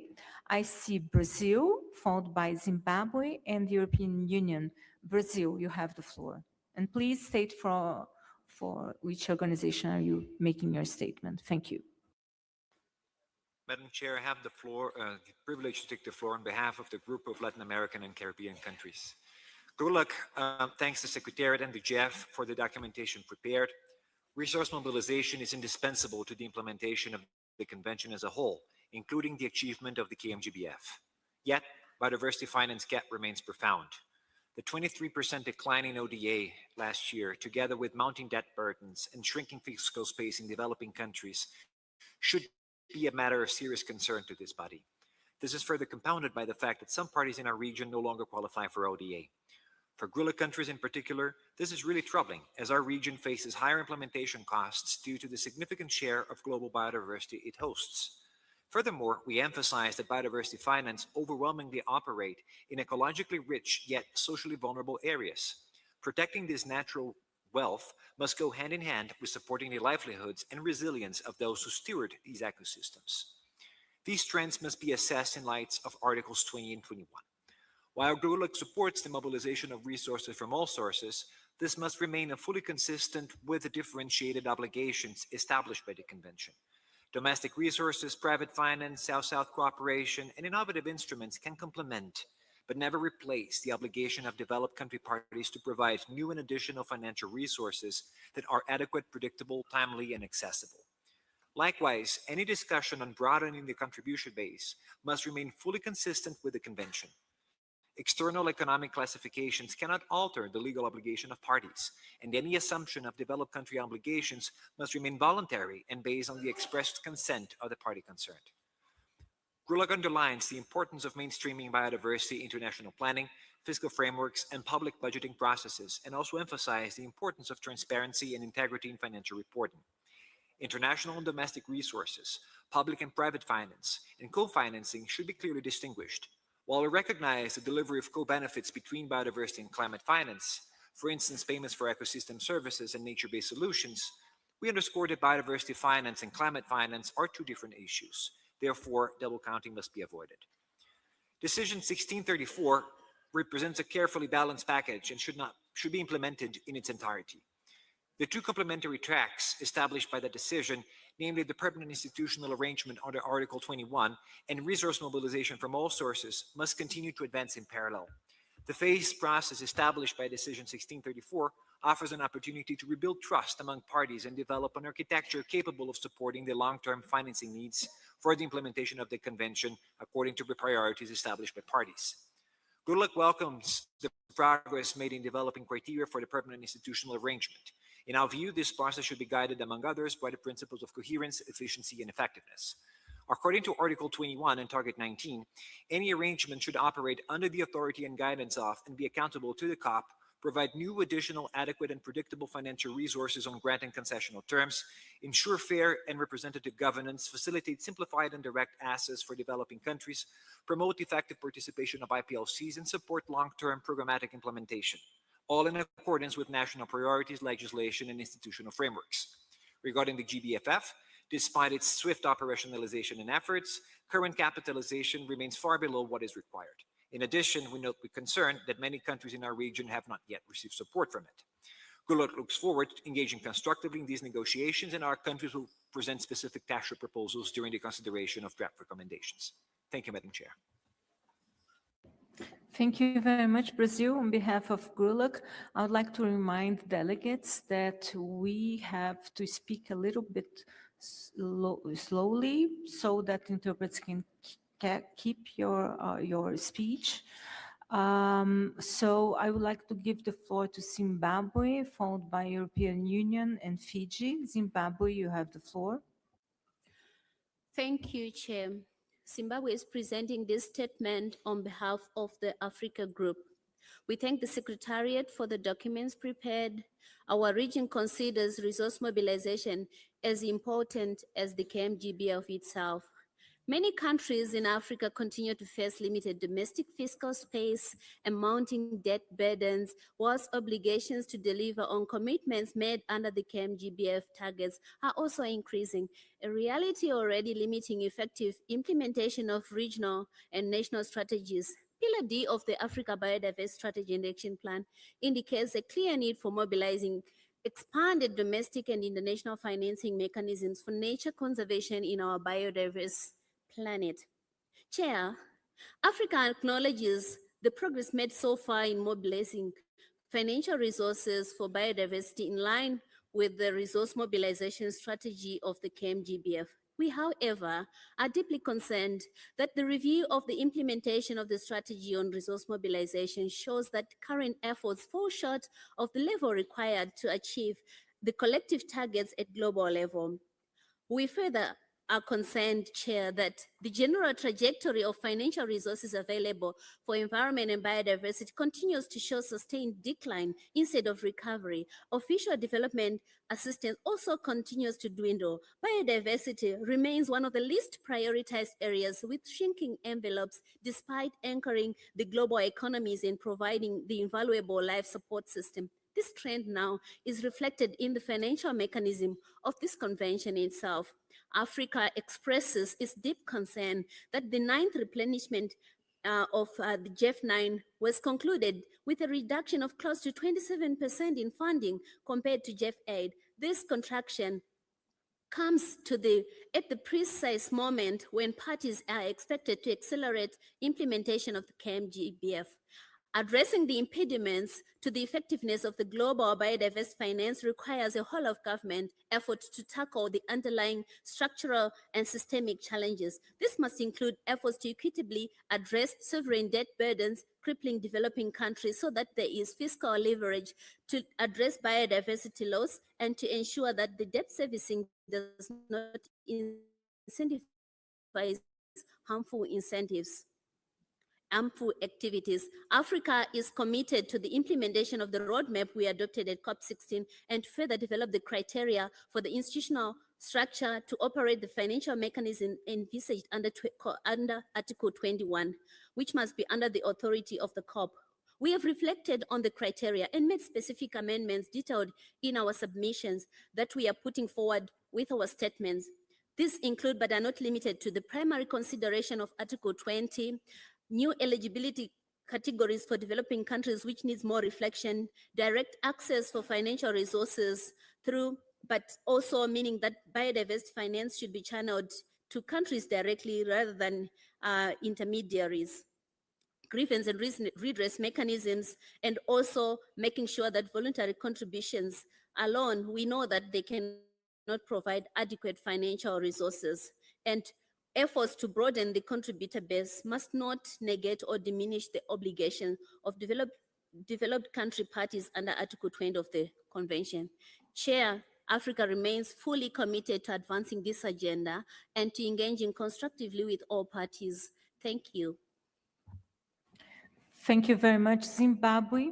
I will now give the floor to the European Union, followed by Fiji and South Africa. European Union, you have the floor. Thank you, Madam Chair. I'm speaking on behalf of the EU and its 27 member states. The EU and its member states broadly support the draft SBI-7 decision and the COP17 recommendation while proposing a few targeted amendments. First, on biodiversity finance effectiveness, we broadly support the findings and the proposed elements for enhancement. Secondly, regarding the criteria for the structure to operate the financial mechanism, we support the Secretariat's analytical approach to streamlining the criteria. Should parties wish to develop the criteria further, we're open to hearing views on whether potential additional criteria are necessary and appropriate. Finally, on broadening the contributor base, we believe it is necessary to amend the current list to mobilize new and additional resources.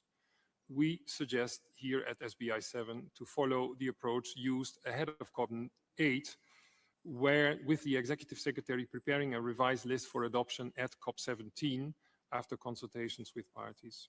We propose to review and adopt an amended list at every subsequent COP. To ensure continued progress after COP17, we also look forward to hearing the views and proposals from other parties on addressing the contributor base more systematically. Madam Chair, this statement does not replace our earlier written submission where we have provided further drafting suggestions. We look forward to constructive discussions during this SBI. Thank you very much. Thank you very much, European Union. I will now give the floor to Fiji. Fiji, you have the floor. Thank you, Madam Chair. Fiji speaks on behalf of its 14 member states, Pacific Island countries. We firstly would like to align ourselves to the statement made by Brazil on behalf of GRULAC and Zimbabwe on behalf of African Group. Chair, I will not go into the substantive discussions that has been submitted through our written submission, but we would like to reiterate some key points. First, the draft decision answers still includes words, notes, and invites where possible and where appropriate. Chair, Decision 15/7 and Decision 16/34 did not commit this convention into a strategy of encouragement. We ask that the operative language be brought back in proportion with the findings of where biodiversity finance is still 7.3 times less than what is being invested in harmful subsidies or those that are harmful to nature. Chair, there are three things that must be reflected in the SBI recommendation text that reflects the Pacific SIDS perspectives. First, the analysis invites this body to consider replacing the explicit reference to developing country parties, in particular the least developed countries and small island developing states, with generic phrase of all eligible parties. The Pacific small island developing states oppose that substitution without qualification, and we will not join consensus on a text that does not recognize our special circumstances. If it goes through, the criteria governing the future financial mechanism will contain no reference to small island developing states anywhere in them, and we will have nothing to build on when questions of allocation and differentiated access arises. Article 20, paragraph 5 of this convention requires the parties to take full account of the specific needs and the special situation of least developed countries, and in Article 20, paragraph 6 of small island developing states. Generic language is not a drafting improvement, it is the removal of a treaty distinction, and so both the reference and the phrase responding to their needs and priorities must remain in the text. Chair, secondly, the direct allocation, reliance on national executing agencies, the participation of recipient country authorities at every step, and the grievance and redress mechanism. Those are items 11, 12, 13, and 15, and all four sit under the heading not captured, which in this drafting means that they fall far away unless a delegation speaks for them. We are speaking for them, and we ask that they be moved into the criteria. We also ask for the word grant to be referenced. Article 21, paragraph 1 of this convention provides that the mechanism shall function on a grant and concessional basis. Not one of the four criteria says so, and nothing before us proposes to edit. A criteria that sets that or omits the financing modality written into the convention is incomplete on its face. A criterion D already provides that we must access must be timely and simplified, and those two words are not negotiable for us. Chair, on the impediments annex. The annex actually omits almost every barrier that binds the hardest on small island developing states: co-financing requirements, minimum project sizes, creditworthiness, and eligibility thresholds. So we ask that this is not set by income per head rather than by vulnerability. Chair, our last is on broadening the contributor base. Our position is that the test must be capability and vulnerability, not income per head. Chair, we will be in the contact group on these items with text. We thank you for this opportunity to reflect on these 4 key points. Thank you very much, Fiji. On behalf of SEEDS, I will now give the floor to South Africa. South Africa, you have the floor. Thank you, Chair. South Africa again delivers the statement on behalf of the group of like-minded mega-diverse countries comprising 20 parties to the convention and home to approximately 70% of the world's biodiversity. Our intervention focuses on the agency of implementation, the centrality of new, additional, adequate, predictable, and accessible finance provided in accordance with Article 20 and 21 of the Convention, and the need to rebuild trust through concrete international cooperation. 4 years after the adoption of the KMGBF, ambition must now be matched by the provision of adequate means of implementation. As mega-diverse countries, we are at the forefront of efforts to conserve, sustainably use, and restore biodiversity. We are advancing national policy, investments, and institutional reforms, often under significant fiscal and capacity constraints. However, national efforts alone cannot deliver the scale of action required to halt and reverse biodiversity loss. The Convention has always recognized that biodiversity conservation is a shared global responsibility requiring effective international cooperation.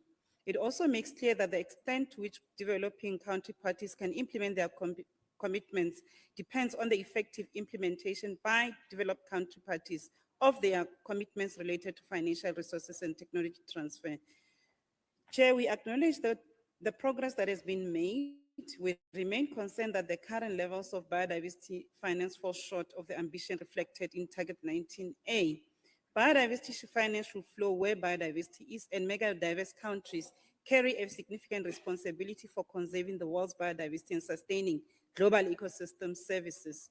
While we acknowledge and note the GBFF represents an important step forward and encourage continued efforts to ensure that its benefits reach all eligible parties, all eligible developing country parties, including the LMMC.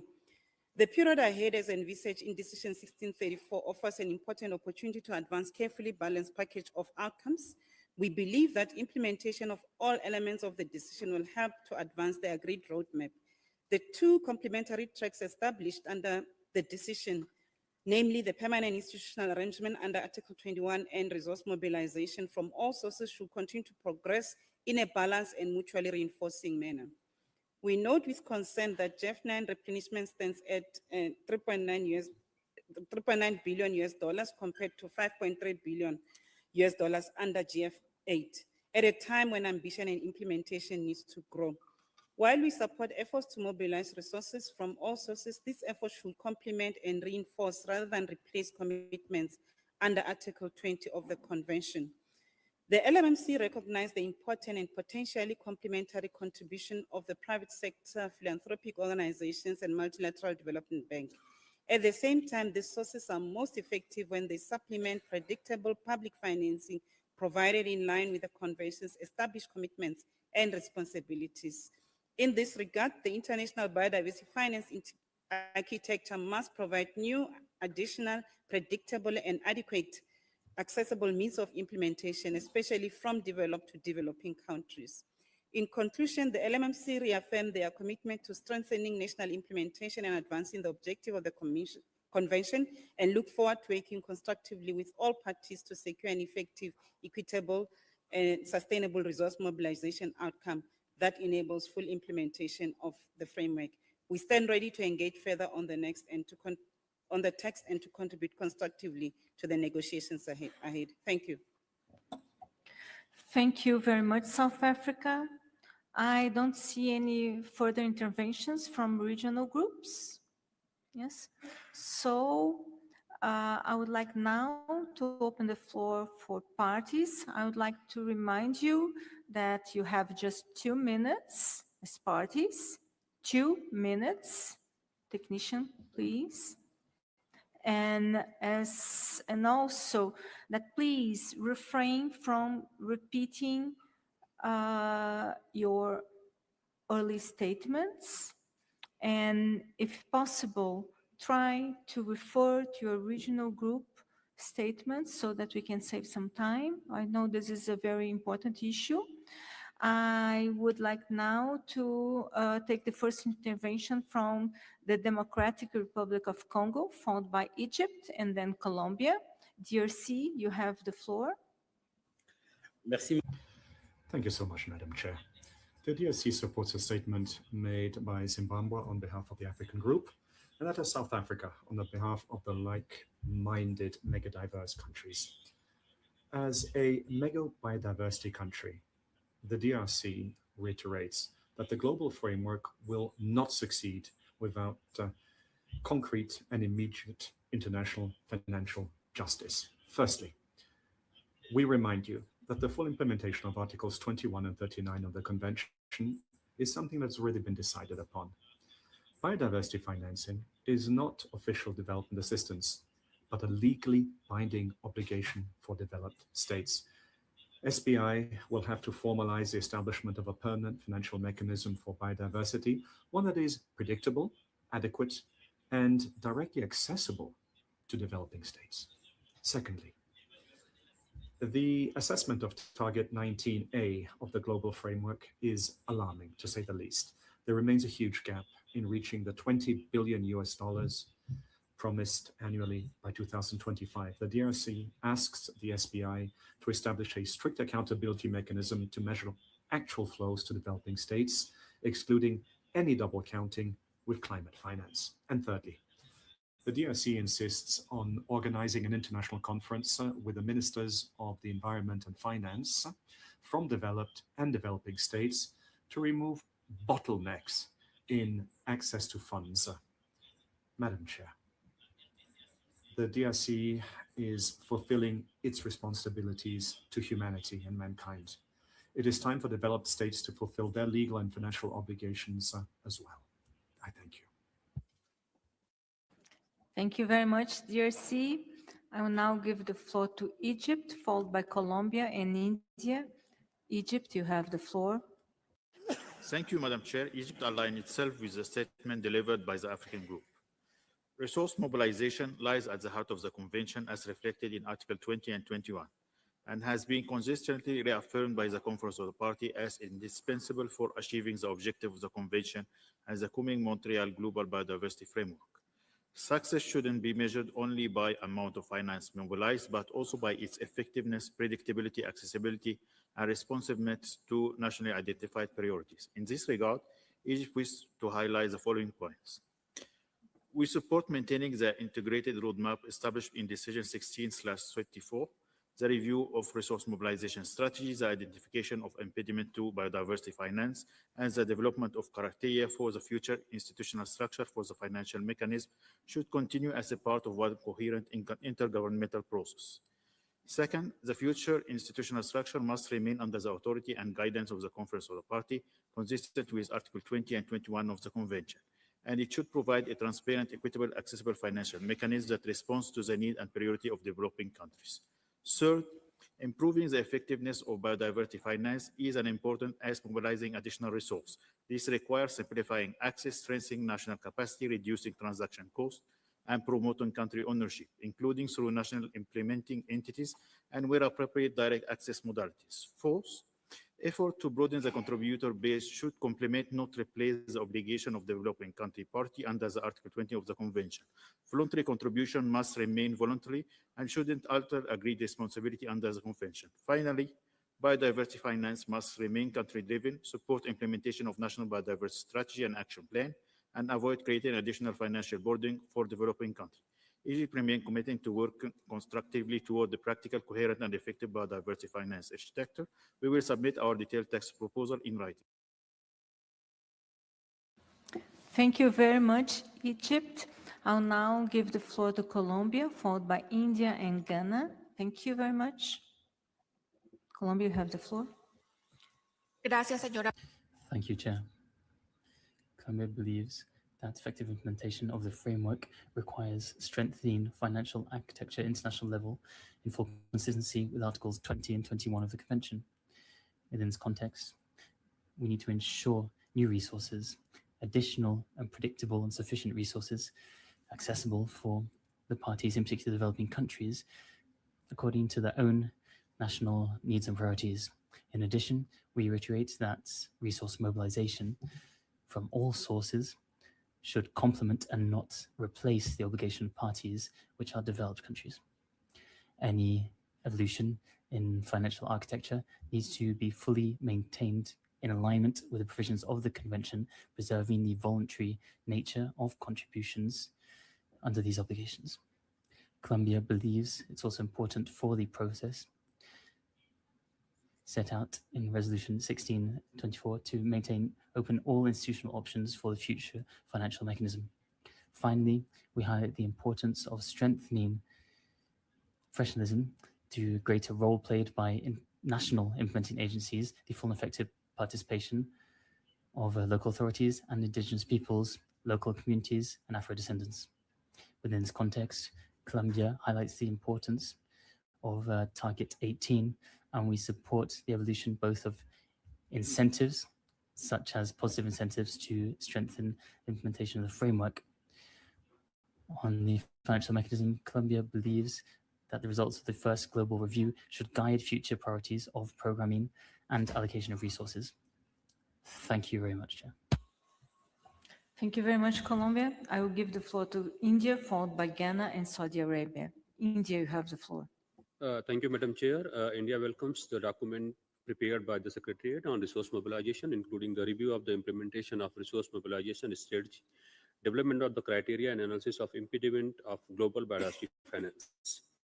India considers resource mobilization to be the cornerstone for the effective implementation of the Convention and the KMGVF, and remain concerned that the current level of international financial resources is far from sufficient to meet the needs of developing countries for implementation of the framework. India recalls Decision 16/34 two complementary mandates establishing permanent financial mechanism arrangement under Article 21 and improving finance mobilization from all sources. We reiterate that the permanent financial mechanism envisaged under Article 21 should function under the authority and guidance of the COP and also be fully accountable to it. India emphasized that efforts to align financial flows and reform or repurpose incentive should fully recognize national circumstances and developmental priorities. These reforms should therefore be undertaken in a phased, nationally determined and evidence-based manner. India notes the references to illicit financial flows and related macroeconomic issues. Given the complexity and cross-sectoral implications of these issues, India believes that the Secretariat should prepare a comprehensive technical assessment for consideration by parties before further policy recommendations are developed. India remains committed to working constructively with all the parties towards establishing a robust, equitable, transparent, and accountable financial mechanism that enables the full and effective implementation of the Convention and the Kunming-Montreal Global Biodiversity Framework. Thank you, Madam Chair. Thank you very much, India. I'll now invite Ghana, followed by Saudi Arabia and the United Republic of Tanzania. And you have the floor. Thank you very much, Supporting the statement made by Zimbabwe on behalf of Africa, Ghana welcomes the document SBI-7/7/3 and call on parties to further shape the document as a practical and resource-oriented resource mobilization package for the adoption at COP17 that will provide a clear pathway for accelerating implementation while addressing key implementation barriers. In this regard, Ghana would support the following recommendations. In line with Target 19, developed parties should deliver on the commitment to mobilize 30 billion annually by 2030 in the context of declining financing and increasing debt stress and fiscal constraints, especially for developing countries. Noting that ODA declined by 23% in 2025 and that only approximately 17.7 billion was mobilized in biodiversity finance between 2020 and 2023. Chair, effective resource mobilization not only requires mobilizing additional funding, by addressing structural barriers that prevent equitable access. We call for improvement of the quality, predictability, accessibility, transparency, and accountability of biodiversity finance through simplified access and reliable, transparent monitoring systems. We also call for strengthening biodiversity climate finance synergies to improve efficiency and effectiveness of existing financing implementation while avoiding double counting. We call for advancement on discussions on the institutional structure of the financing mechanism consistent with the principles of the convention. And finally, we call for aligning financing with biodiversity objectives. I thank you, Chair. Thank you very much, Ghana. I will now give the floor to Saudi Arabia, followed by United Republic of Tanzania and Indonesia. Saudi Arabia, you have the floor. شكرا سيدة الرئيسة. تشكر المملكة العربية السعودية الأمانة على إعداد الوثائق المتعلقة بحشد الموارد والآلية المالية وتؤكد بأن حشد الموارد يجب أن يستند إلى مبادئ الاتفاقية لا سيما مبدأ المسؤوليات المشتركة Saudi والمتبادلة. Arabia, just a moment, I think that the interpretation is not working. I don't know why. Please, I will ask you to start from the beginning. Let's see if it works now. Please give full 2 minutes to Saudi Arabia because the interpretation was not working. تشكر المملكة العربية السعودية الأمانة على.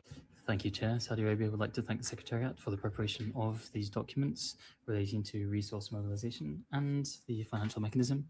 The latter should be based on the principles of that agreed upon, including shared differentiated responsibilities in line with point 20 of the agreement and the main role of this financing mechanism.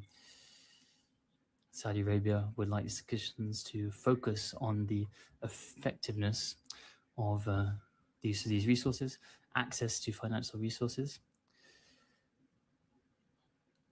while avoiding any duplication on new forms of financing. Saudi Arabia insists upon the need to keep these as optional elements in line with economic policies and national circumstances of each country. In conclusion, we should establish safeguards for this mechanism in line with domestic legislation, giving priority to capacity building, technology transfer, in order to achieve the goals of the convention. Thank you. Thank you very much, Saudi Arabia. I'll now give the floor to United Republic of Tanzania, Indonesia, followed by Nigeria. Tanzania, you have the floor. Thank you, Madam Chair. The United Republic of Tanzania aligns itself with the statement delivered by the African Group, Zimbabwe. While progress has been made, the biodiversity financing gap remains significant. The United Republic of Tanzania emphasized that achieving the Kunming-Montreal Global Biodiversity Framework require new, predictable, adequate, and accessible financial resource, along with financial mechanisms that effectively respond to the needs and priority of developing countries. Chair, our priority is to ensure that biodiversity finance reaches implementation on the ground. This requires simplified and more efficient access to funding, strengthen national institutional and technical capacity, enhance support for project preparation, and greater investment in the implementation of the national biodiversity strategies and action plan, biodiversity finance plan, monitoring system, and the national reporting. We also encourage strong collaboration between the CBD and the Global Environment Facility, including other emerging biodiversity funds to improve efficiency, transparency, and measurable biodiversity outcomes. In addition, innovative financing approaches and private sector engagement should be promoted as complementary source of finance, while public finance remain the cornerstone of biodiversity implementation. Chair, United Republic of Tanzania remains committed to work constructively toward an effective, equitable, and country-responsive global biodiversity finance architecture that enable all parties to deliver on the objective of the Convention and the Kunming-Montreal Global Biodiversity Framework. I thank you. Thank you very much, Tanzania. Colleagues, I will be closing the floor for parties' intervention in some minutes. So if you wish to take the floor, please ask for it now. I will now give the floor to Indonesia, followed by Nigeria and China. Indonesia, you have the floor. Thank you, Madam Chair. Indonesia supports the statement of South Africa on behalf of the LMMCs. Indonesia also appreciates the continued efforts of developed country parties and other contributors to increase the biodiversity finance. While these developments are encouraging, the current scale of finance resource remains insufficient to meet the ambition of the KMGBF. In this regard, developed country parties should continue to fulfill their commitments under the convention by providing new, additional, adequate, predictable, sustainable, and accessible timely financial resource to developing countries. Indonesia may support discussion on the operationalization of Article 20, provided that such efforts fully preserve the primary obligation of the developed country parties under the convention. Voluntary contribution by other parties should not create new obligation nor alter the differentiation established under the convention or undermine the principle of common but differentiated responsibilities and respective capabilities. Such contribution should complement, not substitute for, the fulfillment of existing commitment and efforts to support the implementation of KMGBF. Indonesia further emphasized that domestic resource mobilization, private sector engagement, and innovative financing are important complementary sources of finance. However, this approach should remain nationally determined, respect national circumstances and sovereignty, and be accompanied by robust safeguard, transparency, and accountability. We also encourage simplified access to biodiversity finance, stronger country ownership, enhanced direct access for developing countries, and greater attention to technology access and transfer, capacity building, and scientific cooperation as essential means of implementation. Finally, Indonesia supports strengthening synergies between biodiversity and climate finance while respecting the distinct mandates of the relevant multilateral environmental agreements. Thank you, Chair. Thank you very much, Indonesia. I'll now give the floor to Nigeria, followed by China and Chile. Nigeria, you have the floor. Thank you, Chair.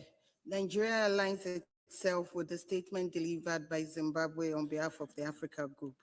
Nigeria underscores the importance of faithfully implementing the roadmap agreed at COP16. In this regard, we caution against introducing any new or additional criteria for the permanent institutional structure of the financial mechanism beyond what was agreed in Decision 16/34. Our focus at COP17 should remain on further developing the agreed criteria, not reopening or expanding the negotiated mandate. Madam Chair, Nigeria believes that the resource mobilization decision to be adopted at COP17 provides the appropriate vehicle to advance implementation of Decision 16/34, particularly paragraph 26A. We therefore support strengthening the draft SBI recommendation and will submit our textual proposal in writing. Thank you, Madam Chair. Thank you very much, Nigeria. I will give the floor to China, followed by Chile and Guatemala. China, you have the floor. Thank you, Chair. China thanks the Secretariat for the documentation and wants to make 3 comments. First, on the standards for operating entities of the financial mechanism, we believe that we should focus on effectiveness.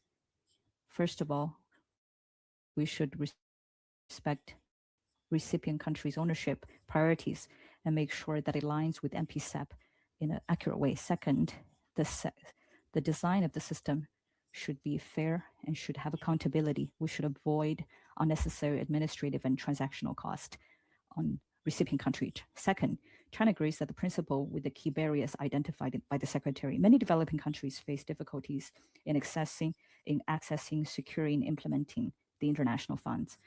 Greater attention to be given to asymmetries and also high thresholds. Third, on the review of the contributor countries, China believes that developed countries' status should be determined by multiple factors, including per capita, historical responsibility, etc. It should not be used in a simplistic way. Secondly, any revision should be formally considered, approved by COP without affecting the legitimate access of developing countries to financial support. In addition, China stressed that broadening the contributor base must not weaken the core funding obligations of developed countries under Article 20 of the Convention. Such measures should complement, not replace, the existing financial mechanism. Their purpose is to expand the total funding and not to shift or dilute responsibilities of developed countries. I thank you, Chair. Thank you very much, China. I will give the floor to Chile, followed by Guatemala and Bangladesh. Chile, you have the floor. Muchas gracias. Thank you very much, Chair. Chile aligns itself with a statement made by Brazil on behalf of GRULAC and welcomes it. For Chile, resource mobilization is essential to overcome the deficiencies of implementation identified in the global review. Chile reiterates its commitment to Target 19 and Target 18 and Target 14. We recall that mobilization from all sources needs to be fully in line with Articles 20 and 21 of the Convention, in particular in a context of reduction in official development assistance and increasing fiscal pressures and debt pressures on developing countries. Chile takes note of the analysis of the obstacles to the effectiveness of global financing for biodiversity and agrees that strengthening Target 14 and the role of NB-SAPs is fundamental to improve effectiveness. In this regard, Chile highlights its experience with innovative financial instruments and the growing role of ministries of finances in aligning fiscal policies with biodiversity goals in collaboration with various stakeholders. Chile also recalls that although biodiversity and climate action generate mutual benefits, financing for biodiversity and climate financing need to continue to remain distinct, and we need to avoid double counting. Finally, Chile hopes to take part in a constructive manner during the review of the draft recommendation. Thank you very much, Chair. Gracias, Chile. I would like now to invite Guatemala and Bangladesh, followed by Bahrain, but I would also like to announce that I'm closing the floor for parties' interventions. So Guatemala, you have the floor. Gracias, señora Presidenta. Thank you, Chair. Guatemala supports the statements made by Brazil on behalf of GRULAC and South Africa on behalf of the like-minded megadiverse countries. My country would like to highlight in the statement the role of the EBFF, recognizing and thanking them for the progress made in its authorization. And we understand the limitations it's faced in terms of capital and availability of resources. In addition, we congratulate countries who have projects approved in order to move forwards in the implementation of the framework. Chair, my delegation would like to highlight the fact that various countries in my region, megadiverse countries, and many countries in many other parts of the world have not received support from the GBFF, despite the fact that my country has submitted project proposals in the various calls. The accumulated experience within these calls shows that there are considerable differences in capacities between parties and in between the various implementing agencies in countries. Guatemala expresses its profound concern with the fact that if access to resources continues to exclusively depend on highly competitive processes, a significant part of developing countries might be left without direct support from the GBFF before 2030. Chair, we would like to recall that the creation of the GBFF responded to a mandate adopted by COP15, which requested a financial mechanism which is simple, effective, and with effective and easy access to ensure implementation of the Global Biodiversity Framework for all eligible parties. Therefore, Guatemala proposes that the SBI recommend to the COP taking note of this situation and urges the financial mechanism to consider measures which encourage, and the mic was cut off. Thank you. Thank you very much, Guatemala. I'll give the floor to Bangladesh, followed by Bahrain and Botswana. Bangladesh, you have the floor. Thank you, Madam Chair. Bangladesh appreciates the Secretary's analysis on document CBD/SBI/7/3 and supports the proposed inclusion of additional criteria reflected in the convention. These criteria are essential to ensure that the future financial mechanism remains consistent with Article 20 and Article 21 and respond effectively to the needs and priorities of developing country parties. Bangladesh particularly supports the explicit inclusion of new, additional, predictable, adequate, and timely financial resources. This represents existing commitments under the convention and are necessary for implementing the KMGBF, including updated NBSEP, national monitoring systems, and reporting obligations. Bangladesh supports mobilizing resources from all sources and broadening the contributor base. However, these must complement, not substitute for, the obligations of developed countries parties under Article 20 and must not dilute their primary responsibility to provide financial resources to developing countries. Regarding criteria C, Bangladesh supports retaining an explicit reference to the full and effective participation of indigenous people and local communities. The term inclusive alone may not adequately recognize their distinct rights, knowledge, roles, and contributions. Explicit recognition would promote meaningful participation in the design, implementation, monitoring, and evaluation of supported programs. Bangladesh therefore support the proposed criteria and look forward to their adoption in COP17. Thank you, Chair. Thank you very much, Bangladesh. I will give the floor to Bahrain, followed by Botswana and the Russian Federation. Bahrain, you have the floor. شكرا السيدة الرئيسة. Thank you so much, Madam Chair. At the outset,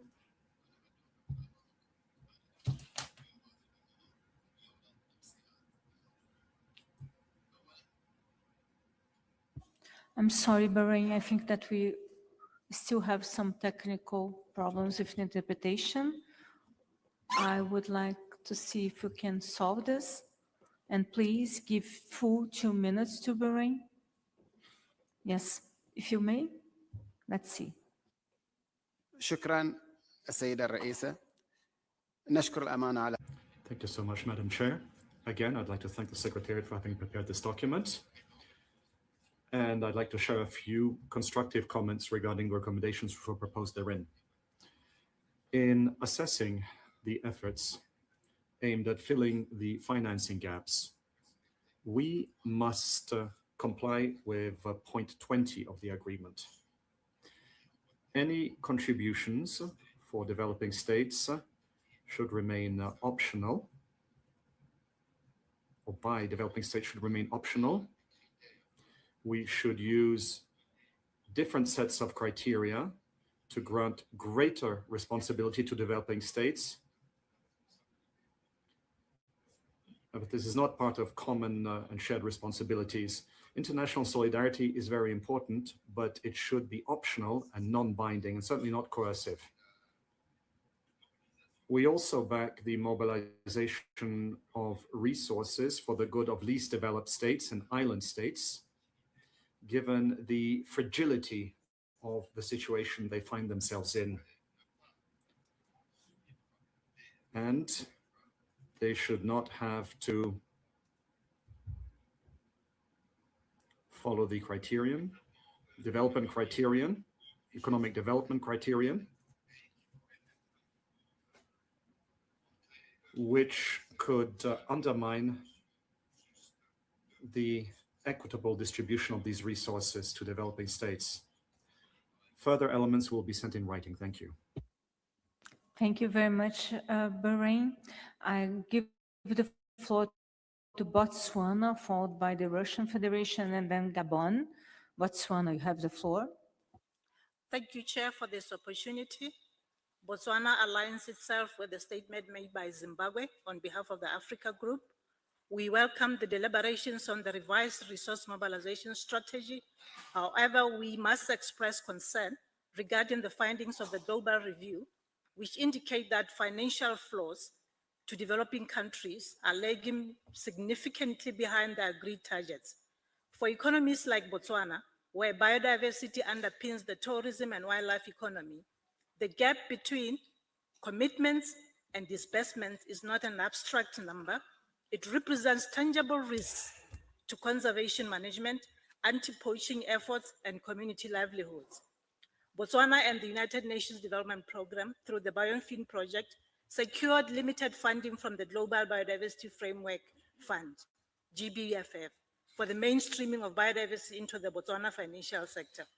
We call upon all parties to support the Secretariat as it continues to explore new avenues to mobilize resources to replenish the GBFF. I thank you. Thank you very much, Botswana. I will now give the floor to the Russian Federation, followed by Gabon and South Africa. Russian Federation, you have the floor. Thank you so much. Thank you so much, Madam Chair. As noted by a number of states, as well as in the global report, the lack of resources and delays in the provision of these resources are the major obstacle both for the formulation of more comprehensive national targets, as well as to the implementation of national strategies. We support the statements made by Brazil and Zimbabwe on behalf of their respective regions. We also respect those of China and a number of other countries. We support work done to define criteria for the institutional structure of the financial instrument of the convention and to assess existing financial institutions in terms of compliance with those criteria.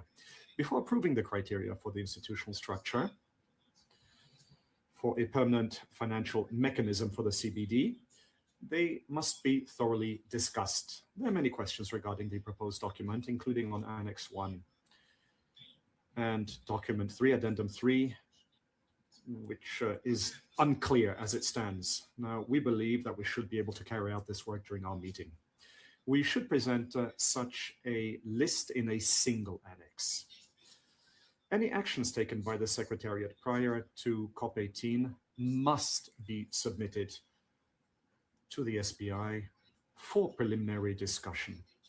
And in this respect, the Secretariat should carry out the actions specified in paragraphs 4 and 7 using funds from the core budget, as this forms the very basis for further work. Specific amendments to the text or the recommendations will be submitted to Secretariat in writing. Thank you. Thank you very much, Russian Federation.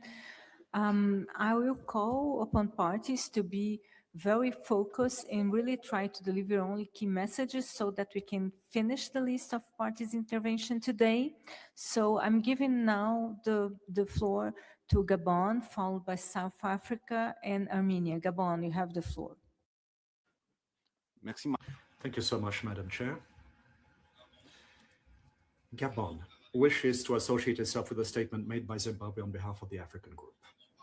Gabon shares the concerns expressed by Africa as it comes to the continuing gap between the financing needs for biodiversity and the resources effectively mobilized to date. We're especially concerned by the decrease in international financing devoted to biodiversity, as well as a decrease of resources available within the framework of the Convention's financial mechanism at a time when the parties have been called upon to increase and improve, to step up their implementation of the biodiversity framework. We therefore back Africa's position, according to which developing states, pursuant to Article 20 of the Convention, must fully comply with their obligations.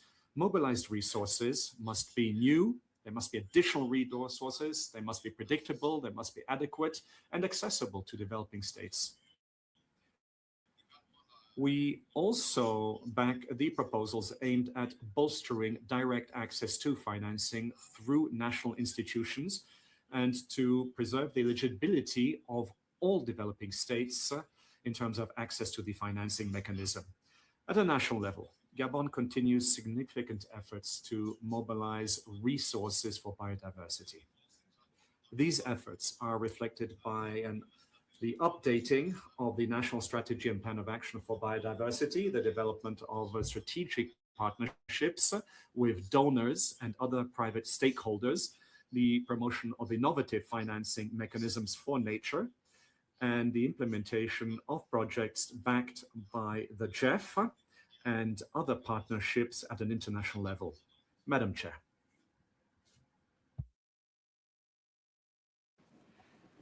I'm sorry, Gabon. Thank you very much.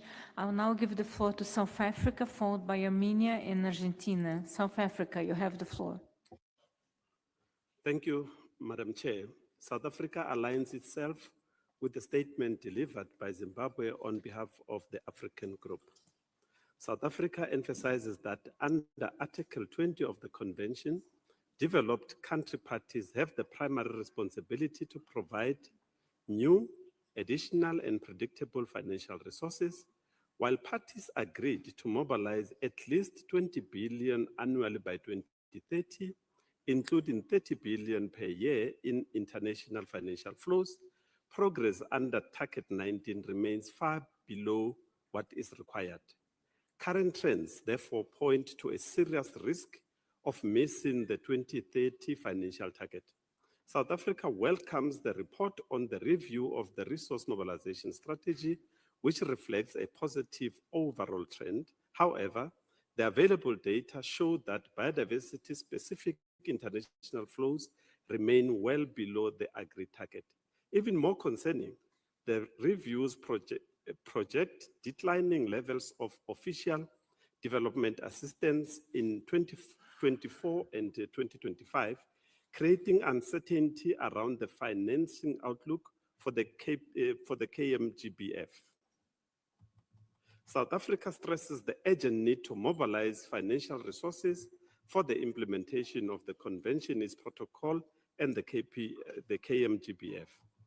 Innovative financial solutions should be encouraged, but they must not shift responsibility onto member states, particularly developing countries.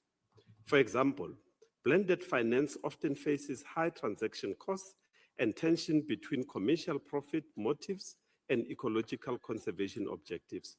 Although it can be used as public or philanthropic.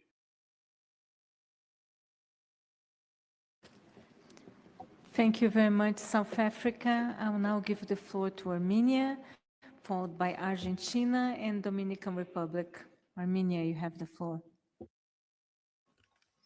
I thank you, Madam Chair.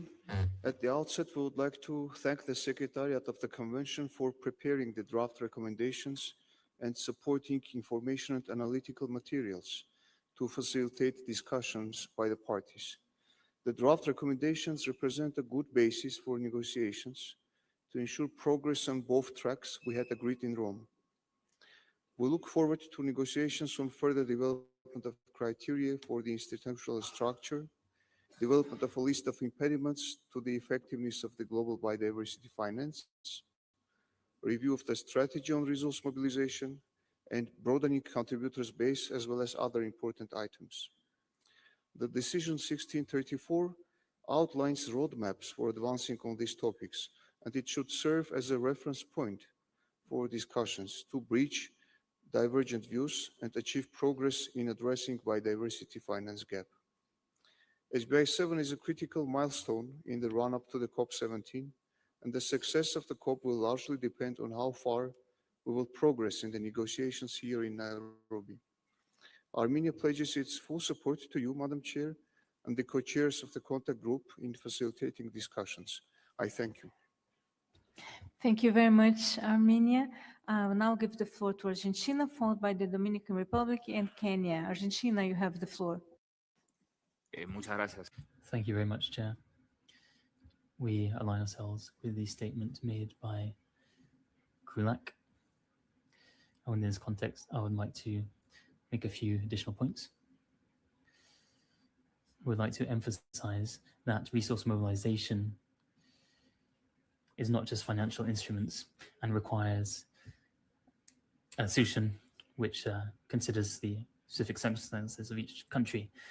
We have to consider, amongst other things, Article 20 of the Convention, instruments in general, forms in which biodiversity are integrated into national planning of each state, need to consider different economic, fiscal, budgetary, and national production circumstances, and the diversity of debt structures of the countries.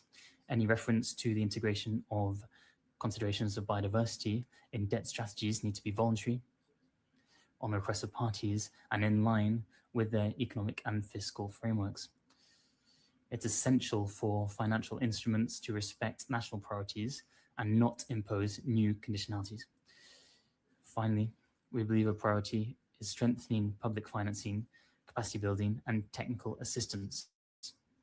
Contributions from other sources can be complementary, but should not replace the obligations of developed countries to provide new and additional financial resources in line with Article 20. We will present some proposals for edits to the text in writing. Thank you very much. Thank you very much, Argentina. I'll now give the floor to the Dominican Republic, followed by Kenya and Yemen. Dominican Republic, you have the floor. Gracias, señor. Thank you, Chair. My delegation would like to support that expressed by Guatemala and by Brazil on behalf of CRULAC. With regards to the needs for financial resource mobilization, we believe it's essential for SBI to recommend to COP17 taking note of the needs of developing countries to have financial support which is accessible with low levels of bureaucracy in order to implement projects and initiatives which will be part of the implementation of the Global Biodiversity Framework and the national strategies. In addition, we need to facilitate attention paid to these requests, which shows the interests and priorities of developing countries. Thank you very much, Chair. Thank you very much, Dominican Republic. I will give now the floor to Kenya, followed by Yemen and Panama. Kenya, you have the floor. Thank you, Madam Chair. Kenya aligns with the statement delivered by the African Group and the statement by the like-minded mega-diverse countries. On the existing financial mechanism, Kenya is concerned that the level of replenishment between the GEF cycles 8 and 9 is reducing significantly, and the progress of Target 19 on resource mobilization is not on track.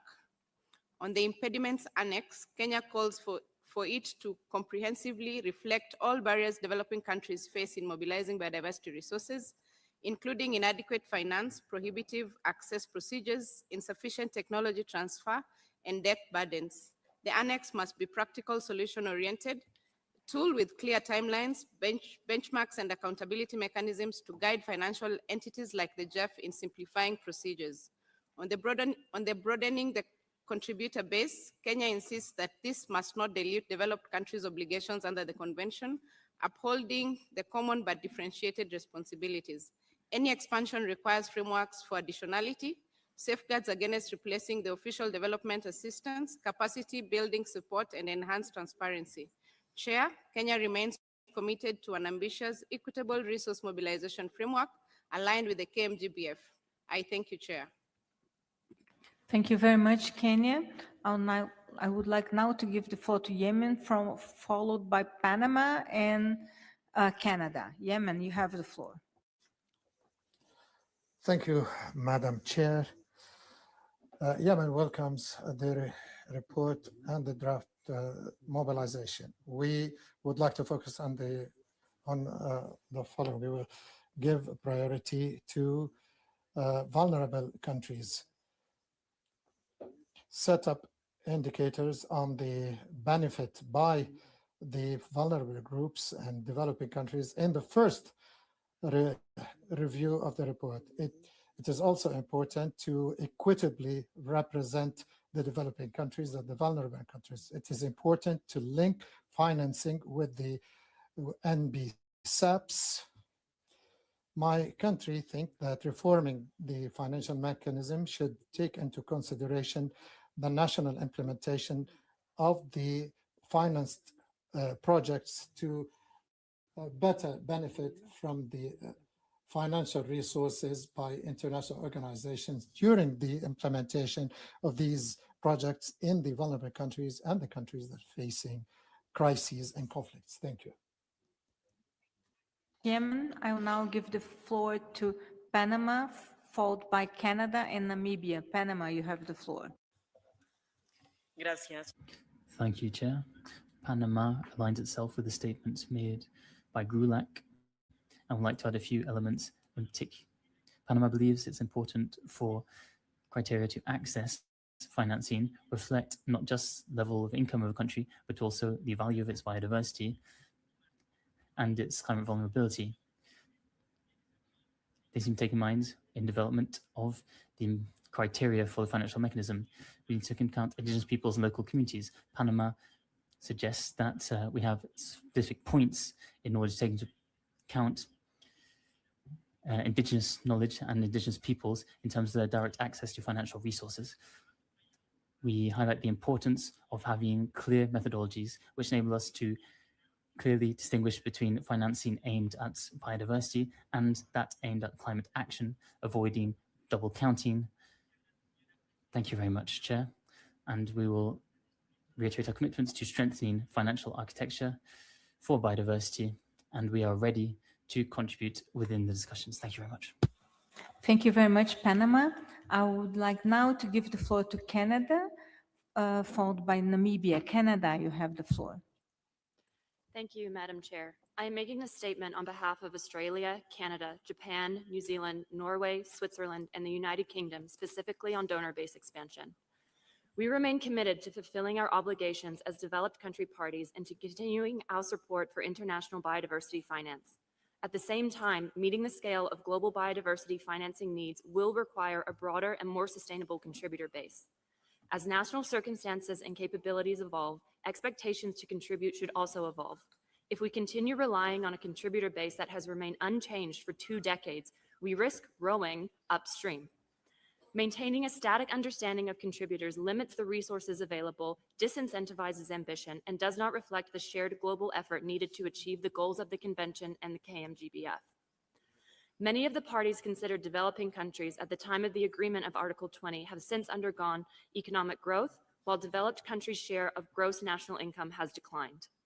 Decision 1634 calls on parties to explore opportunities to broaden the donor base, yet the current draft does not adequately reflect that mandate. We thus propose using the World Bank country income classification as a proxy, as identified in SBI-7/3/add1 and SBI-7/INF/18 to better reflect the current global context.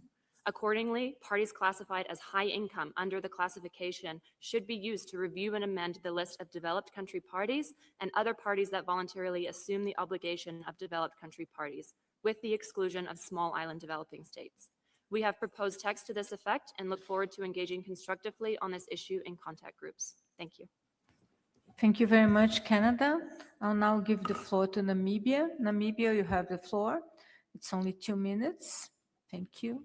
Thank you, Madam Chairperson. Namibia aligns fully with the statement delivered by Zimbabwe on behalf of the African Group and offer 2 points in further support of it. As we speak on Target 18, under the Strategy for Resource Mobilization for 2025 through 2030, $500 billion in harmful incentives were to be identified by 2025. That deadline has passed. This is the one finance stream requiring no donor decision, and reporting on it strengthens our group's mandate for external finance. We ask that our recommendation to COP17 address the identification and reform of harmful incentives alongside mobilization. Secondly, the resource requirements annexed to our recommendation must be realistic.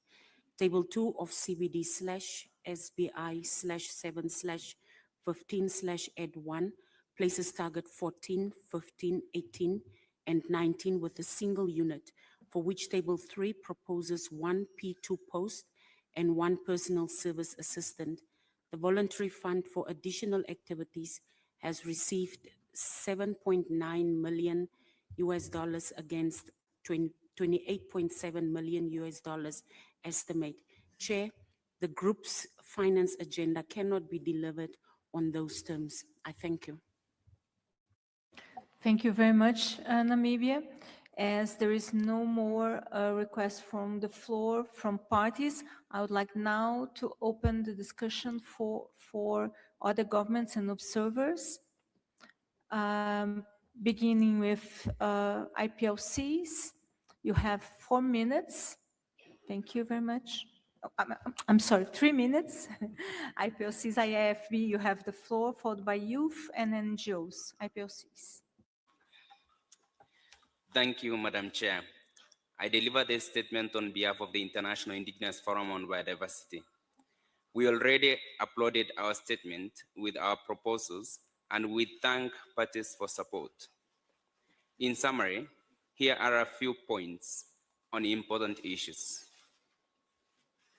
The findings on the OECD DAC clearly show how that only 8% of the international biodiversity financial flows to indigenous peoples and local communities.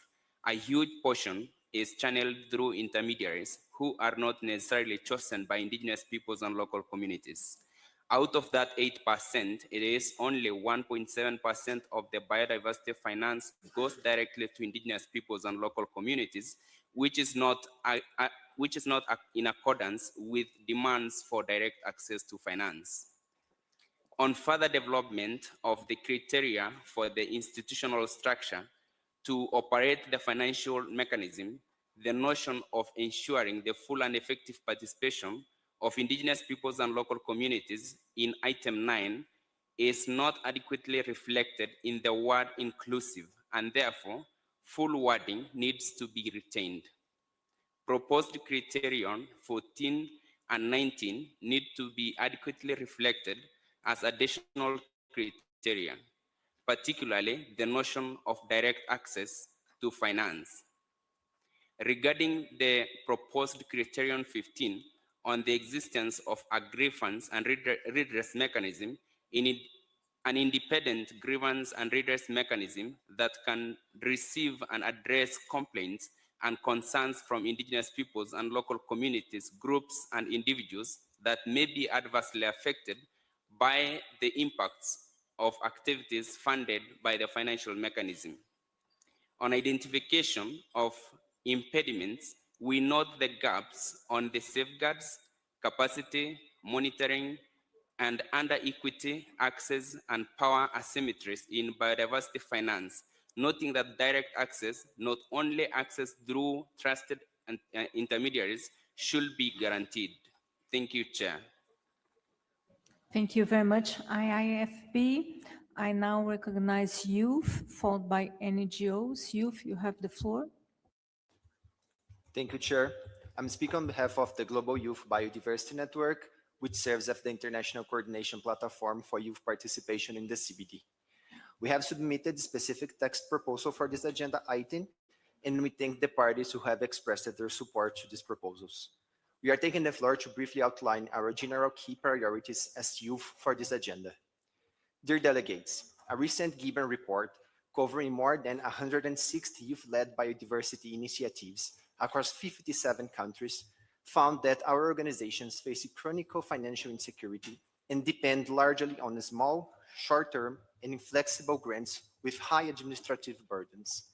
Despite recognition of the roles of youth, indigenous peoples, local communities, and women in implementing the convention and the framework, as well as the barriers they face in access and means of implementation, equity-related impediments to biodiversity finance have not been accessed in depth. In particular, limited progress has been made in ensuring direct access to finance and meaningful participation in decision-making. We therefore call on parties to ensure that the criteria for the financial mechanism promote socially and ecologically equitable access to resources and inclusive governance. The GEF review process should also include the assessment of support for locally led biodiversity action and inclusive governance. Under the GBFF, A dedicated funding window should be established for indigenous peoples, local communities, and women and youth-led organizations with a strong focus on piloting direct access modalities. Finally, while reviewing the resource mobilization strategy, private and so-called innovative finance should not be treated as inherently scalable solutions, given that evidence on socio-ecological conflicts arising from several case studies. Greater attention, on the other hand, should be given to international financial commitments and debt sustainability in a way to address the disproportional implementation burdens facing by developing countries. Thank you, Chair. Thank you very much, Youth. I will now give the floor to NGOs. NGOs, you have the floor. Thank you, Chair. I'm from the Third World Network, a member of the CBD Alliance. At the heart of the resource mobilization discussions is the question of equity. Developing countries hold most of the world's biodiversity and bear the greatest burden of implementation.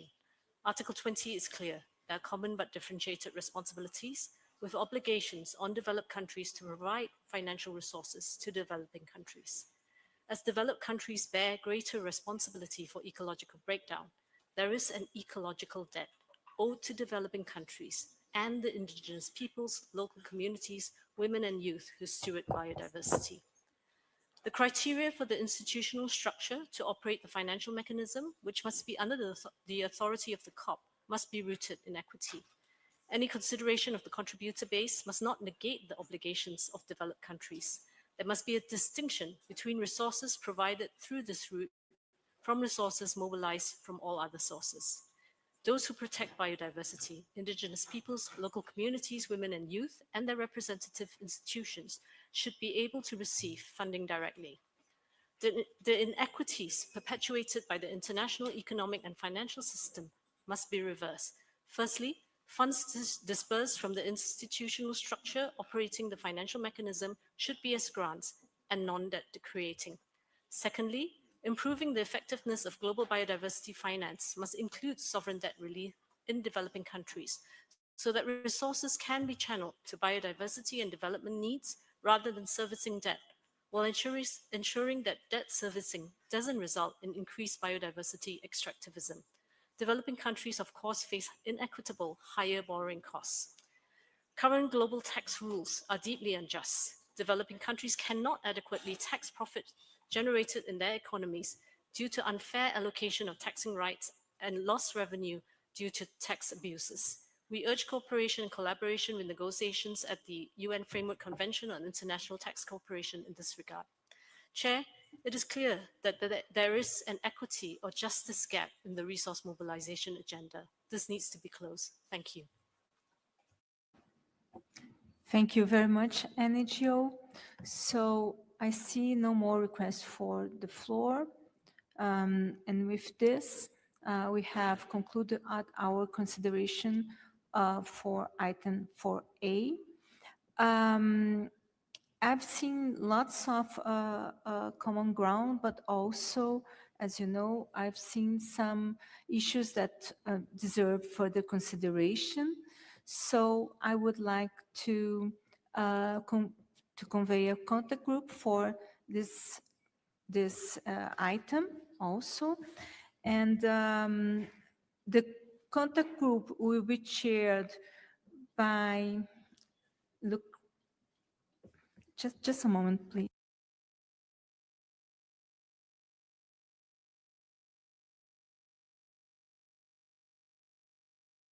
Yes, the contact group will be shared by Lucretia from Switzerland and Francis Ogwal from Uganda. The time and venue of the contact group will be informed. Please pay attention to our schedule. And I would like now to ask the Secretariat to outline the mandate for the contact group that we have just convened. Thank you very much. Secretariat, you have the floor.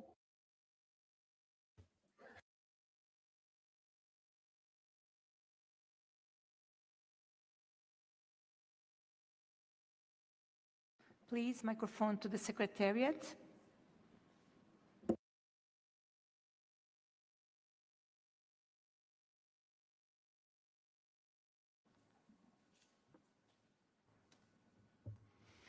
Thank you, Madam Chair. The mandate of the contact group is as follows. The contact group will be tasked to work on a non-paper providing a draft recommendation, including elements of a draft decision for consideration by COP17, reflecting views heard today in a balanced manner, and to find agreement thereon. In line with the mandate given to the subsidiary body in paragraph 24 of decision 1634, the group will specifically work on the following tasks. First, the further development of the criteria for the institutional structure operating the financial mechanism. Second, the identification of impediments for the effectiveness of global biodiversity finance. And third, discuss opportunities for broadening the contributor base and how to advance in reviewing and amending the list set up in accordance with Article 20/2 of the Convention. The contact group should also agree on the next steps to be taken towards COP18 in line with the roadmaps established by Decision 1634. And finally, the contact group is kindly asked to refrain from reopening agreed text in Decision 1634. Thank you, Madam Chair.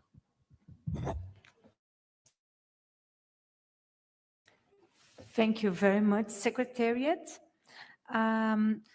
I wish to remind you that contact groups are open to participation by all parties, other governments and observers, unless otherwise decided by the co-chairs. I propose that we reconvene this meeting tomorrow at 10, and I thank you very much for this very interesting discussions today. I wish that we'll resume in the same spirit. And I would like to ask the Secretariat to make some announcements. Thank you very much. Well, thank you very much. No major announcements, only that the first contact group on PMRR will meet at 7:30 p.m. today in conference room 3 and 4, which is just behind this room. Apart from that, in a lighter mode, we apologize for the delay in our flight today. We will try to make up tomorrow as much as we can if there are fewer headwinds. And we count on your cooperation and support and understanding, and wish you a very nice enjoyment of the side events which are starting, as well as the contact group, and see you tomorrow. Thank you very much.